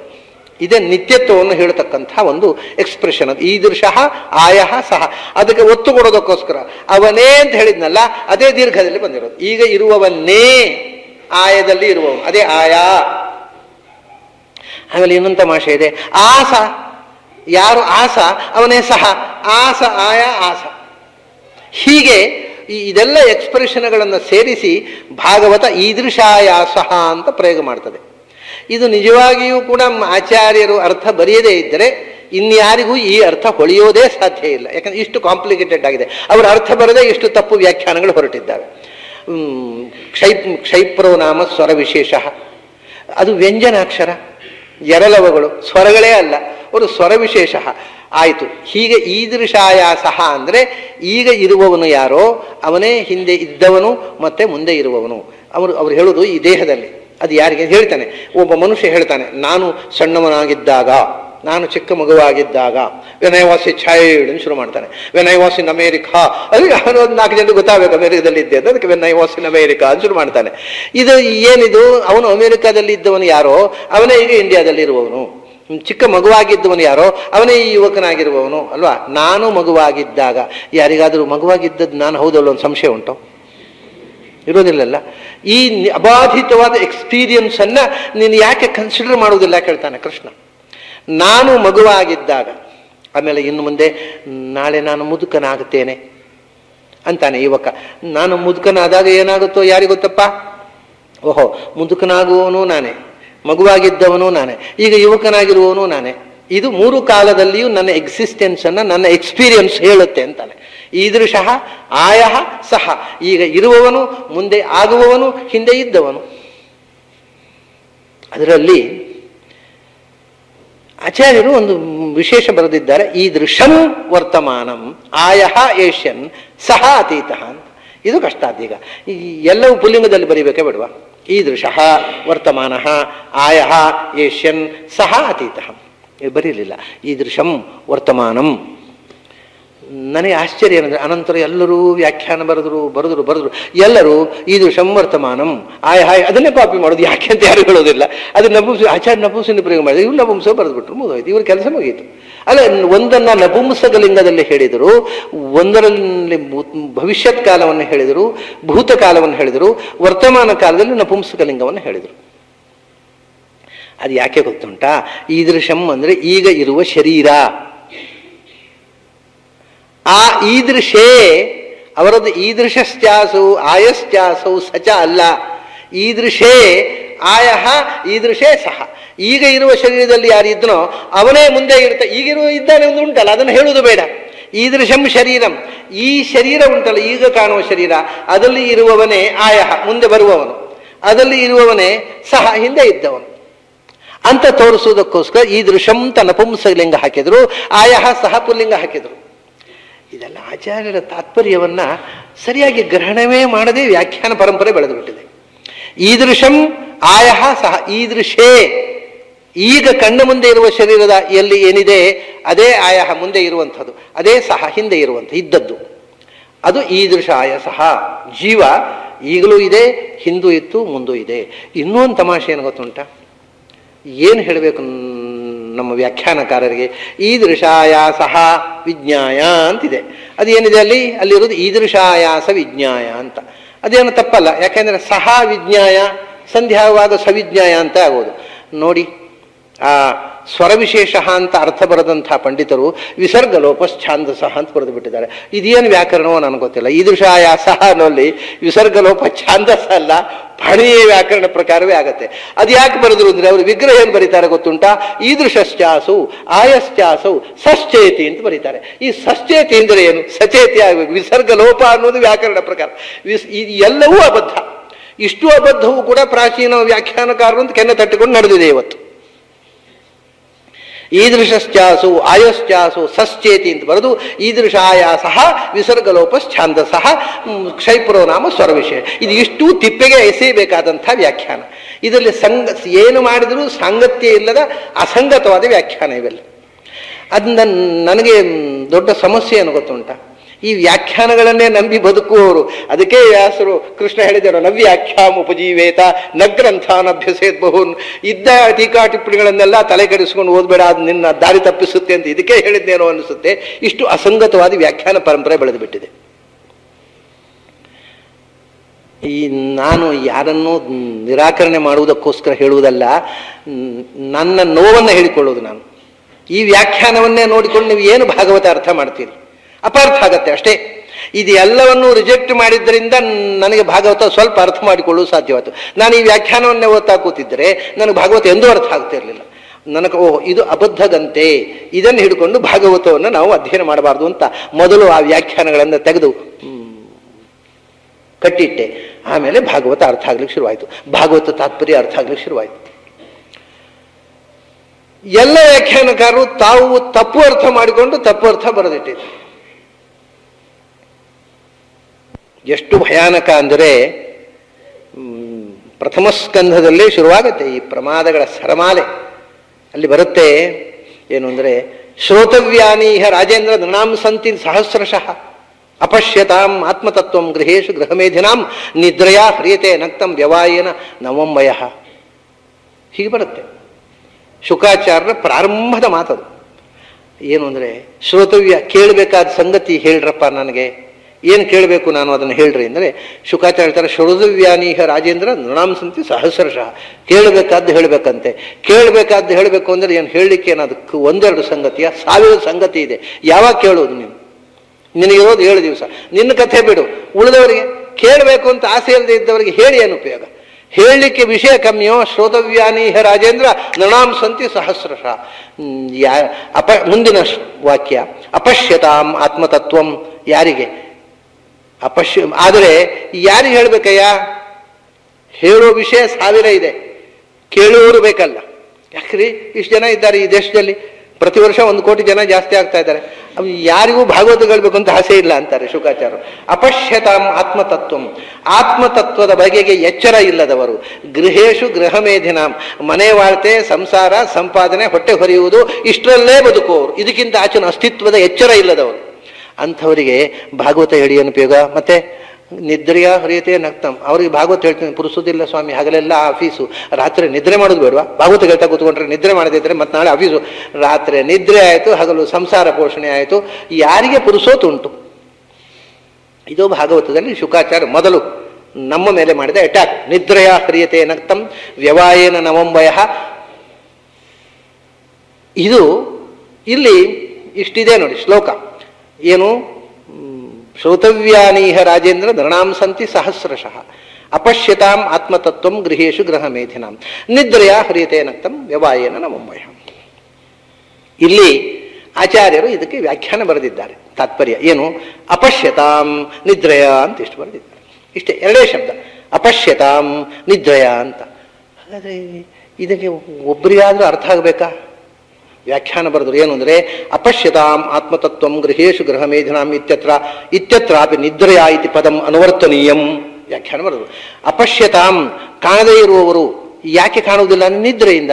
ನಿದ್ರೆ ಅಂದರೆ ಮುಂದೆ ನಿದ್ರೆಯಿಂದ ನಿದ್ರೆ, ಇಲ್ಲಿ ನಿದ್ರೆಯಿಂದ ಅಜ್ಞಾನ ಅಂತ. ಅಜ್ಞಾನದಿಂದ ಕಾಣದವರು. ಮತ್ತು ಕಾಣದೇ ಇಲ್ಲಕ್ಕೆ ಜ್ಞಾನ ಕಾರಣ ಆಗತ್ತಾ? ಅಜ್ಞಾನದಿಂದ ಕಾಣದ. ಅದನ್ನು ಯಾವಾಗ ಅನುವರ್ತಿ ಮಾಡಬೇಕು? ಅಲ್ಲಿ ಅಪೂರ್ತಿ ಇದ್ದರೆ. ಅಪಶ್ಯತಾಂ ಆತ್ಮತತ್ವದಲ್ಲಿ ಅಪೂರ್ಣತೆ ಉಂಟೋ? ಅಧ್ಯಯನ ಮಾಡದೆ ಅನ್ವಯ ಆಗದಂತಹ ಸಂಗತಿ ಏನಾದರೂ ಉಂಟೋ? ನಿದ್ರೆಯ ಅನ್ನೋದನ್ನು ಅಪಶ್ಯತಾಂ ಇತ್ಯತ್ರಾಪಿ ಅನ್ವೇತಿ. ನಿದ್ರೆಯ ಅಪಶ್ಯತಾಂ ಇತ್ಯರ್ಥ ಅಂತ ವ್ಯಾಖ್ಯಾನ ಬರೀತಾರಲ್ಲ, ಏನು ಹೇಳಬೇಕು ಇವರಿಗೆ? ಹಾಗೆ ಹೇಳಿದ್ದಲ್ಲ ಆಚಾರ್ಯರು. ಮತ್ತೆ ಏನು ಹೇಳಿದ್ದು? ಅಲ್ಲಿ ಏನು ಶ್ಲೋಕ ಇರುವುದು ಹಾಗೆ ಬಹಳ ಚಮತ್ಕಾರ ನೋಡಿ. ಆಚಾರ್ಯರ ಮಾತು ಬಹಳ ಚುಟುಕು ಮಾತಿನಿಂದಾಗಿ ಅಪಾರ್ಥ ಕಾರಣ. ಅದು ಅವ್ರದ್ದು ಅಪಶ್ಯತಾಂ ನಿದ್ರೆಯ. ಅದು ಅದನ್ನು ಓದುವಾಗ ವ್ಯಾಖ್ಯಾನ ಮಾಡುವವರಿಗೂ ನಿದ್ರೆ ಬಂತು, ಏನೋ ಅರ್ಥ ಬರಬೇಕು. ನಿಜವಾಗಿ ನಿದ್ರೆಯ ಅಪಶ್ಯತ ಅನ್ನೋದು ವ್ಯಾಖ್ಯಾನ ಬರೆಯುವವರಿಗೆ ಅನ್ವಯಿಸಬೇಕು. ಆ ತಪ್ಪರ್ಥ ಬರೆದವರಿಗೆ, ಅವರಿಗೆ ಗಾಢ ನಿದ್ರೆ. ಅಲ್ಲಿ ಹೇಳೋದು, ಅವ್ರು ಏನು ಹೇಳೋದು ಅಂದರೆ ಆಚಾರ್ಯರು ಶ್ರೋತವ್ಯಾನೀಹ ರಾಜೇಂದ್ರ ನೃಣಾಂ ಸಂತಿ ಸಹಸ್ರಶಃ. ಕೇಳಬೇಕಾದ್ದು ಬೇಕಾದಷ್ಟಿದೆ. ಅದಕ್ಕೆ ಅದ್ರ ಅಪಶ್ಯತಾಂ ಆತ್ಮತತ್ವ, ಮೇಲ್ನೋಡಿಕೆ ಆತ್ಮತತ್ವವನ್ನು ತಿಳಿಯದವರಿಗೆ, ಮನೆವಾಳ್ತೆಯಲ್ಲೇ ಮುಳುಗಿದವರಿಗೆ, ಆತ್ಮತತ್ವವನ್ನು ಕೇಳುವ ಆಸಕ್ತಿಯೇ ಇಲ್ಲದೇ ಇದ್ದವರಿಗೆ ಕೇಳುವ ಸಂಗತಿ ಅಂತ ಅನ್ವಯ ಆಗತ್ತೆ. ಅದಕ್ಕೆ ಆಚಾರ್ಯ ಹೇಳಿದ ಹಾಗಲ್ಲ, ಕೇಳುವ ಸಂಗತಿ ಬೇಕಾದಷ್ಟಿದೆ. ಆದರೆ ವಿಷಯ ಏನು ಗೊತ್ತುಂಟು, ಆತ್ಮತತ್ವ ತಿಳಿಯದೆ ಈ ಪ್ರಾಪಂಚಿಕ ಭೋಗವೇ ಸಂಸಾರದ ಜೀವನವೇ ಸರ್ವಸ್ವ ಅಂತ ತಿಳಿದವರಿಗೆ ನಿದ್ರೆಯ ಹರಿಯತೆ ನಕ್ತಂ. ರಾತ್ರಿ ಎಲ್ಲ ನಿದ್ರೆ ಆಯಿತು, ಹಗಲೆಲ್ಲ ಮನೆ ವಾಳತೆ ಆಯ್ತು, ಯಾರಿಗೆ ಬುರುಸೋತು. ಸೊ ಅಪಶ್ಯತಾಂ ಆತ್ಮತತ್ವಂ ಗೃಹೇಶು ಗೃಹ ಮೇಧಿನಾಂ ಅನ್ನುವ ಉತ್ತರಾರ್ಧ, ನಿದ್ರೆಯ ಹರಿಯತೆ ನಕ್ತಂ ಅನ್ನುವ ಉತ್ತರ ಶ್ಲೋಕಕ್ಕೆ ಅನ್ವಯ ಮಾಡಿಕೊಳ್ಳಿ, ಪೂರ್ವಾರ್ಧಕ್ಕೆ ಅನ್ವಯ ಮಾಡಬೇಡಿ ಅಂತ. ಅಪಶ್ಯತಾಂ ನಿದ್ರೆಯ ಅಂತ ಒಬ್ಬ ವ್ಯಾಖ್ಯಾನಕಾರನಿಗಾದ್ರೂ ಅರ್ಥ ಆಗಬೇಕಲ್ಲ. ಇದ್ರೆ ಹೇಳ್ರಿ, ನಿಮ್ಮ ಹತ್ರ ಇರ್ಬೋದು, ನಾನೇನು ಅಪಲಾಪ ಮಾಡ್ಲಿಕ್ಕೆ ಆಗೋದಿಲ್ಲ. ಪುಸ್ತಕ ನನ್ನ ಕಾಪಿ ರೈಟ್ ಅಲ್ಲ. ಯಾರಾದರೂ ವ್ಯಾಖ್ಯಾನಕಾರಿ ಅರ್ಥ ಬರೆದಿದ್ದಾರಂತ ತೋರಿಸಿ ನನಗೆ. ಹಾಗಾದರೆ ತಾತ್ಪರ್ಯವನ್ನು ಅರ್ಥ ಮಾಡಿಕೊಳ್ಳದೆ ವ್ಯಾಖ್ಯಾನ ಮಾಡಿ ನಮ್ಮ ದಾರಿ ತಪ್ಪಿಸುವ ವ್ಯಾಖ್ಯಾನ ಹಿಡ್ಕೊಂಡ್ರೆ ನಮಗೆ ಭಾಗವತ ಅರ್ಥ ಆಗೋದುಂಟ. ಅಬದ್ಧಗಳ ಕಂತೆ ಇವತ್ತು ಪ್ರಿಂಟ್ ಆಗಿರೋ ವ್ಯಾಖ್ಯಾನಗಳೆಲ್ಲ ಯಾರ್ಯಾರೋ ತಲೆಹರಟೆ ಬರೆದಿಟ್ಟಿದ್ದಾರೆ. ಅದು ವಿಜಯಧ್ವಜರ ಹೆಸರಿನಲ್ಲಿ. ಆಮೇಲೆ ಇದನ್ನ ಕಷ್ಟ ಏನಂದ್ರೆ, ವಿಜಯಧ್ವಜರು ಬರೆದದ್ದು ಅಂತ ಅದನ್ನು ಭರವಸೆ ಮಾಡಿಕೊಂಡು ಅನಂತರದ ವ್ಯಾಖ್ಯಾನಕಾರರೆಲ್ಲ ಅದನ್ನೇ ಕಾಪಿ ಮಾಡಿಬಿಟ್ರು. ಈ ಅಬದ್ಧದ ಒಂದು ಪರಂಪರೆ ಕಾಪಿ ಮಾಡಿಕೊಂಡು ಎಲ್ಲ ವ್ಯಾಖ್ಯಾನಗಳು ಈ ತಪ್ಪು ಮಾಡಿದ್ರು. ಅವರಿಗೆ ಭರವಸೆ ವಿಜಯಧ್ವಜರು ಬರೆದ ಮೇಲೆ ಅದಕ್ಕೇನೋ ಒಂದು ಅರ್ಥ ಇರಬೇಕು ಅಂತ. ವಿಜಯಧ್ವಜರು ಬರೆದದ್ದೇ ಅಲ್ಲ ಅನ್ನೋದು ಕಲ್ಪನೆಯೇ ಬರಲಿಲ್ಲ ಅವರಿಗೆ. ಹೀಗೆ ಭಾಗವತದ ಮೇಲೆ ಒಂದು ದೊಡ್ಡ ಅಪಾರ್ಥ ಪರಂಪರೆ ಬೆಳೆದಿದೆ. ನಮ್ಮ ಸ್ವಾಮಿಗಳವರು ಭಾಗವತ ಪ್ರತಿಷ್ಠಾನ ಅಂತ ಮಾಡಿದ್ದೇ ಅದಕ್ಕೆ. ಶುದ್ಧವಾದ ಭಾಗವತ, ಶುದ್ಧವಾದ ವ್ಯಾಖ್ಯಾನ, ಶುದ್ಧವಾದ ಅರ್ಥ, ಶುದ್ಧವಾದ ಪಾಠ, ಶುದ್ಧವಾದ ಅರ್ಥ, ಅದರ ಸಂಶೋಧನೆ ನಡೀಬೇಕು ಅನ್ನುವುದೇ ಕಾಳಜಿ ಅವರಿಗೆ. ಆ ಕಾಳಜಿ ಯಾಕೆ ಅಗತ್ಯ ಅನ್ನೋದಕ್ಕೆ ನಾನು ಇಷ್ಟು ವಿಷಯ ಹೇಳ್ತಾ ಇದ್ದೇನೆ. ಇವತ್ತಿರುವುದೆಲ್ಲ ಅಶುದ್ಧ. ಪೂರ್ತಿ ಅಶುದ್ಧವಾದ ಗ್ರಂಥಗಳನ್ನು ಪ್ರಿಂಟ್ ಮಾಡಿ ಅದನ್ನು ಯಾರೋ ಮಹಾಮಹಾತ್ಮರೆಲ್ಲ ಎಡಿಟ್ ಮಾಡಿದ್ದು ಅಂತ ಎಡಿಟೆಡ್ ಬೈ ಅಂತ ಹೆಸರು ಹಾಕಿದ ಕೂಡಲೇ ಸರಿಯಾಗಿಬಿಡುತ್ತಾ? ಈ ಯಾರು ಎಡಿಟ್ ಮಾಡಿದೆಲ್ಲ ಅಬದ್ಧವೇ ಎಡಿಟ್ ಆಗಿ ಪ್ರಿಂಟ್ ಆಗಿ ಹೊರಗೆ ಬರ್ತಾ ಇದೆ. ಅಸಂಗತಿಗಳ ಈ ಸ್ಕಂದದಲ್ಲಿ ಮುಂದೆ ಇಂಥದ್ದು ಇನ್ನೂ ತುಂಬ ಬರ್ಲಿಕ್ಕುಂಟು. ಬಂದಾಗ ಹೇಳ್ತೇನೆ. ಇಲ್ಲಿ ಈದೃಶಾಯಾಸ ಅನ್ನುವಲ್ಲಿ ಒಂದು ವಿಷಯ. ಹೀಗೆ ಈದೃಶಾಯಾಸ ವಿಜ್ಞಾಯ, ಈದೃಶಾಯಾಸ ಇವನು ಈಗ ಇರುವವನೇ, ಹಿಂದೆ ಇದ್ದವನು, ಈ ಶರೀರದಲ್ಲಿ ಇರುವವನೇ. ಈದೃಶೇ ಈಗ ಇರುವ ಶರೀರದಲ್ಲಿ ಇದ್ದವನೇ, ಬಾಲ್ಯದ ಶರೀರದಲ್ಲಿ ಇದ್ದವನು, ಅವನೇ ಮುಂದೆ ಆ ಮುಪ್ಪಿನ ಶರೀರದಲ್ಲಿ ಇರುವವನು. ಇತಿ ವಿಜ್ಞಾಯ. ಇಷ್ಟು ತಿಳಿದು ಅಂದ್ರೆ ತಿಳಿದರೆ, ಅಷ್ಟು ಅರಿವು ಬಂದರೆ ನಿನಗೆ ಅಂತ ಕೃಷ್ಣ ಹೇಳ್ತಾರೆ. ಇಷ್ಟು ತಿಳ್ಕೊಂಡ್ರೆ ಏನಾಯ್ತು? ನಿನಗೆ ಈ ಶರೀರ, ಬಾಲ್ಯದ ಶರೀರ ಬೇರೆ ಬೇರೆ ಅಂತ ನಿನಗೆ ಗೊತ್ತಿದೆ. ನಾನು ನನ್ನ ಬಾಲ್ಯದ ಶರೀರದಲ್ಲಿಯೂ ಇದ್ದೆ, ಮುಪ್ಪಾಗುವಾಗ ಮುಪ್ಪಿನ ಶರೀರದಲ್ಲಿ ಇರ್ತೇನೆ. ಶರೀರ ಬೇರೆ ಆಗಿದೆ. ಮಗುವಿನ ಶರೀರ ಬೇರೆ, ಮುದುಕನ ಶರೀರ ಬೇರೆ. ಮಗುವಿನ ಶರೀರದಲ್ಲಿ ಇದ್ದಂಥ ಯಾವ ಲಕ್ಷಣವೂ ಮುಪ್ಪಿನ ಶರೀರದಲ್ಲಿಲ್ಲ. ಮುಪ್ಪಿನಲ್ಲಿದ್ದ ಲಕ್ಷಣ ಯಾವುದು ಶರೀರ ಬೇರೆ ಆಗಿದೆ, ಅದರ ಒಳಗಿದ್ದ ನಾನು ಒಬ್ಬನೇ. ಇದು ಪ್ರತಿಯೊಬ್ಬ ಇತಿ ವಿಜ್ಞಾಯ ವಸ್ತುನಿ ತ್ರೈವಿಧ್ಯಂ ಭಾತಿ ಎಂದು. ಮೂರು ಮುಖ ಆತ್ಮನಿ ಕಾಣುತ್ತೆ. ಏನು? ಹಿಂದೆ ಇದ್ದವ, ಈಗ ಇರುವವ, ಮುಂದೆಯೂ ಇರುವವ, ಎಂದೆಂದೂ ಇರುವವ. ತ್ರೈವಿಧ್ಯ ಅಂದರೆ ಮೂರು ಕಾಲದ ಸಂಬಂಧ. ಈ ಶರೀರಕ್ಕೆ ಹಾಗೆ ಇಲ್ಲ. ನನ್ನ ಬಾಲ್ಯದ ಶರೀರ, ನನ್ನ ಈ ಯೌವನದ ಶರೀರ, ನನ್ನ ಮುಪ್ಪಿನ ಶರೀರ. ಅದು ಮುಪ್ಪಿನ, ಬಾಲ್ಯದ, ಯೌವನದ ಬೇರೆ ಬೇರೆ. ಆದರೆ ನಾನು ಒಬ್ಬನೇ ಮೂರರಲ್ಲಿಯೂ. ಹಾಗಾಗಿ ಈದೃಶಾಯಾಸ ಇತಿ ವಸ್ತುನಿ ತ್ರೈವಿಧ್ಯಂ ಭಾತಿ. ಇದರಿಂದ ಏನು ಅಂದರೆ ಬಹಿರಂತರ್ಭಿದಾ ಹೇತು ಅಂದ್ರು. ಬಹಿರಂತರ್ಭಿದಾ ಹೇತು. ಇದು ಒಳಗಿನದ್ದು ಮತ್ತು ಹೊರಗಿನದ್ದು ಬೇರೆ ಅಂತ ಅನ್ನೋದಕ್ಕೆ ಪ್ರೂಫ್ ಉಂದ. ಹೊರಗಿನದ್ದು ಅಂದರೆ ದೇಹ, ಒಳಗಿನದ್ದು ಅಂದರೆ ಆತ್ಮ. ಒಳಗಿರುವ ಆತ್ಮ ಹೊರಗಿರುವ ದೇಹ ಅಲ್ಲ. ಯಾಕೆಂದರೆ ದೇಹ ಬದಲಾಗ್ತಾ ಇದೆ, ಆತ್ಮ ಬದಲಾಗದೆ ಒಬ್ಬನೇ ಇದ್ದಾನೆ. ಆದ್ದರಿಂದ ಬದಲಾಗದ ಅನ್ಚೇಂಜಬಲ್ ಪ್ರಿನ್ಸಿಪಲ್ ಒಂದಿದೆ, ಎವರ್ ಚೇಂಜಿಂಗ್ ಪ್ರಿನ್ಸಿಪಲ್ ಒಂದಿದೆ. ಇದು ಎವರ್ ಚೇಂಜಿಂಗು, ಅದು ಅನ್ಚೇಂಜಬಲ್ಲು. ಅದರಿಂದ ಇದು ಅದು ಒಂದೇ ಅಲ್ಲ. ಬಹಿಹಿ ಅಂತಹ ಹೊರಗಿರುವ ದೇಹ, ಒಳಗಿರುವ ಆತ್ಮ, ಇದರ ಭೇದವನ್ನು ಸ್ಪಷ್ಟವಾಗಿ ನನ್ನ ಎಕ್ಸ್ಪೀರಿಯನ್ಸ್ ಹೇಳುತ್ತೆ. ಅದನ್ನು ಯಾಕೆ ಡಿನೈ ಮಾಡ್ತಿ? ಅದಕ್ಕೆ ಒಂದು ಒಳ್ಳೆಯ ದೃಷ್ಟಾಂತ ಕೊಡ್ತಾನೆ ಕೃಷ್ಣ. ಜನಃ ಅಸಜ್ಜನ ಕೃದ್ಯಥಾ ಅಂತ. ಒಬ್ಬ ತಂದೆ, ಜನ ಅಂದರೆ ಜನಕ, ಅಪ್ಪ. ಎಂಥ ಅಪ್ಪ? ಕೆಟ್ಟ ಅಪ್ಪ, ದುರ್ಜನ. ಯಾಕೆಂದ್ರೆ ಜನರು ಅಂತಂದರೆ ಸಾಮಾನ್ಯವಾಗಿ ದುರ್ಜನರು ಅಂತಲೇ ಅರ್ಥ. ನೋಡಿ, ಜನಾರ್ದನ ಅಂತ, ಜನಾರ್ದನ ದೇವರ ಹೆಸರು. ಜನರನ್ನ ಅರ್ಧನ, ದುರ್ಜನರನ್ನ ಅರ್ಧನ ಮಾಡೋ ಅಂತ ಅರ್ಥ. ಬೇರೆ ಅರ್ಥ ಉಂಟು. ಜನರನ್ನೆಲ್ಲ ಜನರಿಗೆಲ್ಲ ಕಷ್ಟ ಕೊಡುವಲ್ಲ. ದುರ್ಜನಾರ್ದನ ಜನಾರ್ದನ ಇತ್ಯುಚ್ಯತೆ, ದುರ್ಜನ ಮೇಜಯ ಜನಮೇಜಯ ಇತ್ಯುಚ್ಯತೆ. ದುರ್ಜನರನ್ನು ಶಿಕ್ಷೆ ಕೊಟ್ಟು ಭಯಗ್ರಸ್ತನ ಮಾಡುವ ಜನಮೇಜಯ, ಅವನಿಗೆ ದುರ್ಜನಮೇಜಯ ಅಂತ ಹೇಳುವುದಿಲ್ಲ. ಜನಮೇಜಯ ಅಂದರೆ ದುರ್ಜನರಿಗೆ, ದುರ್ಜನಂ ಏಜಯತೀತಿ ದುರ್ಜನಮೇಜಯ, ದುರ್ಜನಮೇಜಯೇವ ಜನಮೇಜಯ, ದುರ್ಜನಂ ಅರ್ಧಯತೀತಿ ದುರ್ಜನಾರ್ದನ, ದುರ್ಜನಾರ್ದನೇವ ಜನಾರ್ದನ. ಅದನ್ನ ಜನ ಅಂದರೆ ದುರ್ಜನರೇ. ಯಾಕೆಂದರೆ ಯಾವಾಗಲೂ ಪ್ರಜಾಪ್ರಭುತ್ವದಲ್ಲಿ ಮೆಜಾರಿಟಿಗೆ ಗೌರವ ಕೊಡಬೇಕಲ್ವ. ಸಜ್ಜನರು ಮೈನಾರಿಟಿ, ದುರ್ಜನರು ಮೆಜಾರಿಟಿ. ಅದರಿಂದ ಅವರೇ ಜನರು ಅಂದರೆ ದುರ್ಜನರು, ಯಾಕೆಂದ್ರೆ ಮೆಜಾರಿಟಿಯಲ್ಲಿ ಇರೋರು ಅವರೇ. ದುರ್ಜನರ ಒಬ್ಬ ದುರ್ಜನ ಅಪ್ಪ ಇದ್ದಾನೆ, ಕೆಟ್ಟ ತಂದೆ. ಅವನು ಪ್ರಾಯ ಬಾಹುಲ್ಯೇನ, ಇದಕ್ಕೆ ಅಪವಾದ ಇರಬಹುದು. ಹಿರಣ್ಯಕಶಿಪುವಿಗೆ ಪ್ರಹ್ಲಾದನಂಥ ಮಗ ಹುಟ್ಟಿದ್ದಾನೆ, ಇದು ಎಕ್ಸೆಪ್ಷನ್ ಇರಬಹುದು. ಯಾವಾಗಲೂ every rule has an exception. Exception ಅನ್ನ ರೂಲ್ ಅಂತ ಮಾಡ್ಕೋಬೇಡಿ. ರೂಲ್ ಒಂದು ಬೇರೆ, ಎಕ್ಸೆಪ್ಷನ್ ಬೇರೆ. ರೂಲ್ ಏನು ಅಂದರೆ ಕೆಟ್ಟ ಅಪ್ಪನ ಮಗ ಕೆಟ್ಟವನೇ ಇರ್ತಾನೆ. ಜನಃ ಅಸಜ್ಜನ ಕೃತ್, ಕೆಟ್ಟ ತಂದೆಯ ಮಗ ಅವನು, ಆ ತಂದೆಯ ಕೆಟ್ಟ ಚಾಳಿ ಎಲ್ಲ ಬರುತ್ತೆ. ಒಳ್ಳೆ ತಂದೆಯ ಮಗನು ಕೆಟ್ಟವನಾಗಬಹುದು, ಕೆಟ್ಟ ತಂದೆಯವನ ಮಗನು ಒಳ್ಳೆಯವನು, ಇದು ಎಕ್ಸೆಪ್ಷನ್. ಇಲ್ಲದೇ ಇದ್ರೆ ಒಳ್ಳೆಯ ತಂದೆಯ ಮಕ್ಕಳು ಆ ತಂದೆಯ ಗುಣಗಳನ್ನು ಪಡೆದು ಬಂದಿರ್ತಾನೆ.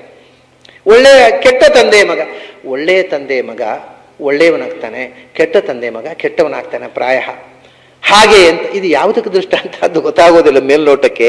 ಅವನು ಹೇಳೋದು, ಆದ್ದರಿಂದ ತಂದೆ ಅಂತಂದರೆ ಇಲ್ಲಿ ಎರಡು ಆಸ್ಪೆಕ್ಟ್. ಒಂದು ತಂದೆ ಅಂದರೆ ಜೀವ, ತಂದೆಯ ಶರೀರ. ಇಲ್ಲಿ ತಗೊಳ್ಳೋದವರು ಜನ ಅಂದರೆ, ಜನಃ ಅಂದರೆ ಜನ್ಯತೆಯೇ ಇತಿ ಜನೋ ದೇಹ ಅಂತ ಮುಂದೆ ಆಚಾರ್ಯರೇ ಜನಸ್ತು ಹೇತು ಸುಖ ದುಃಖ ಯೋಚಿತ ಅನ್ನೋಲ್ಲಿ ಬರುತ್ತೆ. ಜನ ಅಂದರೆ ದೇಹ ಅಂತ, ತಂದೆಯ ಶರೀರ. ತಂದೆಯ ಶರೀರದಿಂದ ಇವನ ಶರೀರ ಬಂತು. ಅವನು ಅದರಿಂದ ಏನಾಗುತ್ತೆ ಅಂದರೆ, ತಂದೆಯ ಶರೀರದಿಂದ ಮಗನ ಶರೀರ ಬಂದದ್ದು ಗೊತ್ತಿದೆ, ಅನುಭವಕ್ಕೆ ಬಂದಿದೆ. ಅದರಿಂದ ಹೊರಗಿನ ಕಾರಣದ ಗುಣ ಕಾರ್ಯದಲ್ಲಿ ಬರುತ್ತೆ. ಶರೀರ ಅನ್ನುವಂಥದ್ದು ಒಂದು ಶರೀರದಿಂದ ಇನ್ನೊಂದು ಶರೀರ ಹುಟ್ಟಿದ್ದು, ಅದರಿಂದ ಶರೀರ ಅನ್ನೋದು ನಿತ್ಯ ಆಗೋದು ಸಾಧ್ಯ ಇಲ್ಲ. ಆತ್ಮ ಅನ್ನೋದು ನಿತ್ಯ ಅನ್ನೋದಕ್ಕೆ ಈದೃಶ ಆಯಾಸ ಅನ್ನೋದು ಗೊತ್ತಾಗಿದೆ. ಹೊರಗೆ ಇರುವಂತಹ ವಸ್ತು ಶರೀರ, ಅದು ಶರೀರದಿಂದ ಶರೀರ ಹುಟ್ಟಿದ್ದು, ಅದರಿಂದ ಒಂದು ಶರೀರ ಹುಟ್ಟಿದ್ದು ಇನ್ನೊಂದು ನಿತ್ಯ ಶರೀರ ಇರೋದು ಸಾಧ್ಯ ಇಲ್ಲ. ಮತ್ತೆ ಇನ್ನೊಂದೇನು ಅಂದರೆ, ಶರೀರ ಅನಿತ್ಯವಾದ ಶರೀರದಿಂದ ಅನಿತ್ಯವಾದ ಶರೀರವೇ ನಿರ್ಮಾಣ ಆಗುವುದು ಸಾಧ್ಯ. ಎಲ್ಲಿ ತನಕ ಅಂದರೆ ಉಪಾದಾನ ಕಾರಣದ ಗುಣ ಉಪಾದೇಯದಲ್ಲಿ ಬರುತ್ತೆ ಅನ್ನೋದು ಬಿಡಿ, ನಿಮಿತ್ತ ಕಾರಣದ ಗುಣ ಬರುತ್ತೆ. ತಂದೆಯ ದುರ್ಗುಣ, ತಂದೆ ನಿಮಿತ್ತ ಕಾರಣ, ಉಪಾದಾನ ಕಾರಣ ಅಲ್ಲ, ಅದು ಜೀನ್ಸ್ನಲ್ಲಿ ಮಗನಿಗೆ ಬರುತ್ತೆ. ಉಪಾದಾನ ಕಾರಣದ ಗುಣ ಬರುತ್ತೆ ಅನ್ನೋದು ಕಿಮುತ. ಹಾಗಾಗಿ ಶರೀರದಲ್ಲಿ ಶರೀರ ಗುಣ, ಆತ್ಮದಲ್ಲಿ ಆತ್ಮಗುಣಗಳು. ಆತ್ಮ ನಿತ್ಯ, ಶರೀರ ಅನಿತ್ಯ. ಒಂದರಿಂದ ಒಂದನ್ನು ನೀವು ವಿಶ್ಲೇಷಣೆ ಮಾಡುವುದಕ್ಕೆ ಈ ದೇಹದ ಸ್ವಭಾವವನ್ನು ಗುರುತಿಸು, ಆತ್ಮದ ಅನುಭವವನ್ನು ಗುರುತಿಸು. ಇದನ್ನೇ ದೇಹಿನೋಸ್ಮಿನ್ ಯಥಾ ದೇಹೆ ಕೌಮಾರಂ ಯೌವನಂ ಜರ ತಥಾ ದೇಹಾಂತರ ಪ್ರಾಪ್ತಿ ಧೀರಸ್ತತ್ರ ನಮುಷ್ಯತಿ. ಇದನ್ನೇ ಗೀತೆಯಲ್ಲಿ ಕೃಷ್ಣ ಹೇಳಿದ. Same thing. ಇದು ಭಾಷೆ ಬೇರೆ, ಗೀತೆಗಿಂತ ಕಷ್ಟವಾಗಿ ಹೇಳಿದೆ ಇಲ್ಲಿ ಅಷ್ಟೇ. ಅಲ್ಲಿ ಸ್ವಲ್ಪ ಸುಲಭವಾಗಿ ಹೇಳಿದ್ದ, ಇಲ್ಲ ಅದನ್ನು ಸ್ವಲ್ಪ ಕಷ್ಟವಾದ ಭಾಷೆ ಇಲ್ಲದೆ ಹೇಳಿದ್ದು ಒಂದೇ ವಿಷಯ. ಕೌಮಾರಂ ಯೌವನಂ ಜರ. ದೇಹ ನಶ್ವರ, ಆತ್ಮ ಸ್ಥಿರ. ದೇಹ ನಶ್ವರ ಅಂತ ಅನ್ನೋದಕ್ಕೆ ಒಂದು ಜನ್ಮದಲ್ಲಿ ಮಾತ್ರ ಇರುವಂಥದ್ದು, ಮುಂದಿನ ಜನ್ಮದಲ್ಲಿ ಹೋಗುವಂಥದ್ದು ಅಷ್ಟೇ ಅಲ್ಲ. ಮತ್ತೆ ದೇಹ ಪ್ರತಿಕ್ಷಣ ಬದಲಾಗತ್ತಲ್ಲ ಅಂತಾನೆ ಕೃಷ್ಣ. ಪ್ರತಿಕ್ಷಣ ನಿನ್ನೆ ಇದ್ದ ದೇಹ ಇವತ್ತಿಲ್ಲ, ರೂಪಾಂತರ ಆಗಿದೆ. ಎಷ್ಟು ಬದಲಾಗ್ತಾ ಇರುತ್ತೆ ಅಂದರೆ, ಈ ದಾಡಿ ಮಾಡೋರು ಹೇಳ್ತಾರೆ, ಈಚೆದ್ದು ದಾಡಿ ಮಾಡಿ ಈಚೆದ್ದು ಮಾಡುವಾಗ ಇಲ್ಲಿ ಬಂದಿರುತ್ತೆ ಪುನಃ, ಅಂದರೆ ಬದಲಾವಣೆ. ಸೊ ಅದು ಬೇರೆ ದಾಡಿ, ನಿನ್ನೆ ದಾಡಿ ಅಲ್ಲ, ದಾಡಿಯನ್ನು ಬೋಳಿಸಿದ್ದೇವೆ. ರೇಸರ್ನಲ್ಲಿ ಇಲ್ಲಿ ತೆಗೆದು ಇತ್ಲಾಗಿ ಬರುವಾಗ ಇಲ್ಲಿ ಪುನಃ ಬರಲಿಕ್ಕೆ ಶುರುವಾಯಿತು. ಸೊ ಇಲ್ಲದೇ ಇದ್ದದ್ದು ಬರ್ತಾ ಇರ್ತದೆ. ಪ್ರತಿ ಕ್ಷಣವೂ ಹೊಸ ಹೊಸ ಅಂಶಗಳು. ನಿನ್ನೆ ರಿಂಕಲ್ಸ್ ಇರಲಿ, ಇವತ್ತು ರಿಂಕಲ್ಸ್ತಾ ಇತ್ತು. ನಿನ್ನೆ ಕೂದಲು ಕಪ್ಪಿತ್ತು, ಇವತ್ತು ನೋಡಿದ್ರೆ ಒಂದು ಕೂದಲು ಬೆಳ್ಳಗಾಗಿದೆ. ಆಮೇಲೆ ನಾಳೆ ನೋಡಿ 2 ಕೂದಲು, ನಾಳೆ ನೋಡೋ ಪೂರ ಬೆಳ್ಳಗ. ಸೊ ಪ್ರತಿ ಕ್ಷಣ ಪ್ರತಿದಿನ ಬದಲಾವಣೆ ಆಗತ್ತೆ. ಅದು ಗುರುತಿಸುವಷ್ಟು ಢಾಳಾಗಿ ಬದಲಾವಣೆ ಆದಾಗ, ಅಲ್ರಿ ನಿಮ್ಗೆ ಪರಿಚಯವೇ ಆಗೋದಿಲ್ಲ, ಏನೋ ಬೇರೆ ಆಗಿಬಿಟ್ಟಿದ್ದೀರಿ ಅಂತಾರೆ. ಒಂದೇ ಅಷ್ಟು ಸ್ಪಷ್ಟವಾದ ಬದಲಾವಣೆ ಇಲ್ಲದಿದ್ದಾಗ ಗುರುತಿಸ್ತೇವೆ ಅಷ್ಟೇ. ಬದಲಾವಣೆ ಹುಟ್ಟಿ ಸಾಯೋ ತನಕ ಒಂದೇ ರೀತಿಯಲ್ಲಿ, ಬಾಲ್ಯ ಯೌವನ ಮುಪ್ಪು ಅಷ್ಟೇ ಅಲ್ಲ, ಪ್ರತಿದಿನ ಪ್ರತಿ ಕ್ಷಣ ಈ ದೇಹ ಬೇರೆ ಆಗ್ತಾ ಇದೆ, ನೀನು ಬೇರೆ ಆಗ್ತಾ ಇಲ್ಲ ಅಂತಕ್ಕಂಥ ಮಾತನ್ನ ಕೃಷ್ಣ ಮುಂದೆ ಹೇಳ್ತಾನೆ. ಆ ಮುಂದೆ ಪ್ರತಿಕ್ಷಣ ಬದಲಾಗುವಂಥ ಸಂಗತಿ ಏನು, ಹೇಗೆ ಹೇಳ್ತಾನೆ ಕೃಷ್ಣ ಅನ್ನೋದನ್ನು ನಾವು ಮತ್ತೆ ನೋಡೋಣ. ಈ ನಡುವೆ ಒಂದು ವಿಷಯ ನಿಮ್ಮ ಹತ್ರ ನಿವೇದಿಸಿಕೊಳ್ಬೇಕು. ಒಂದು ಅನಿವಾರ್ಯ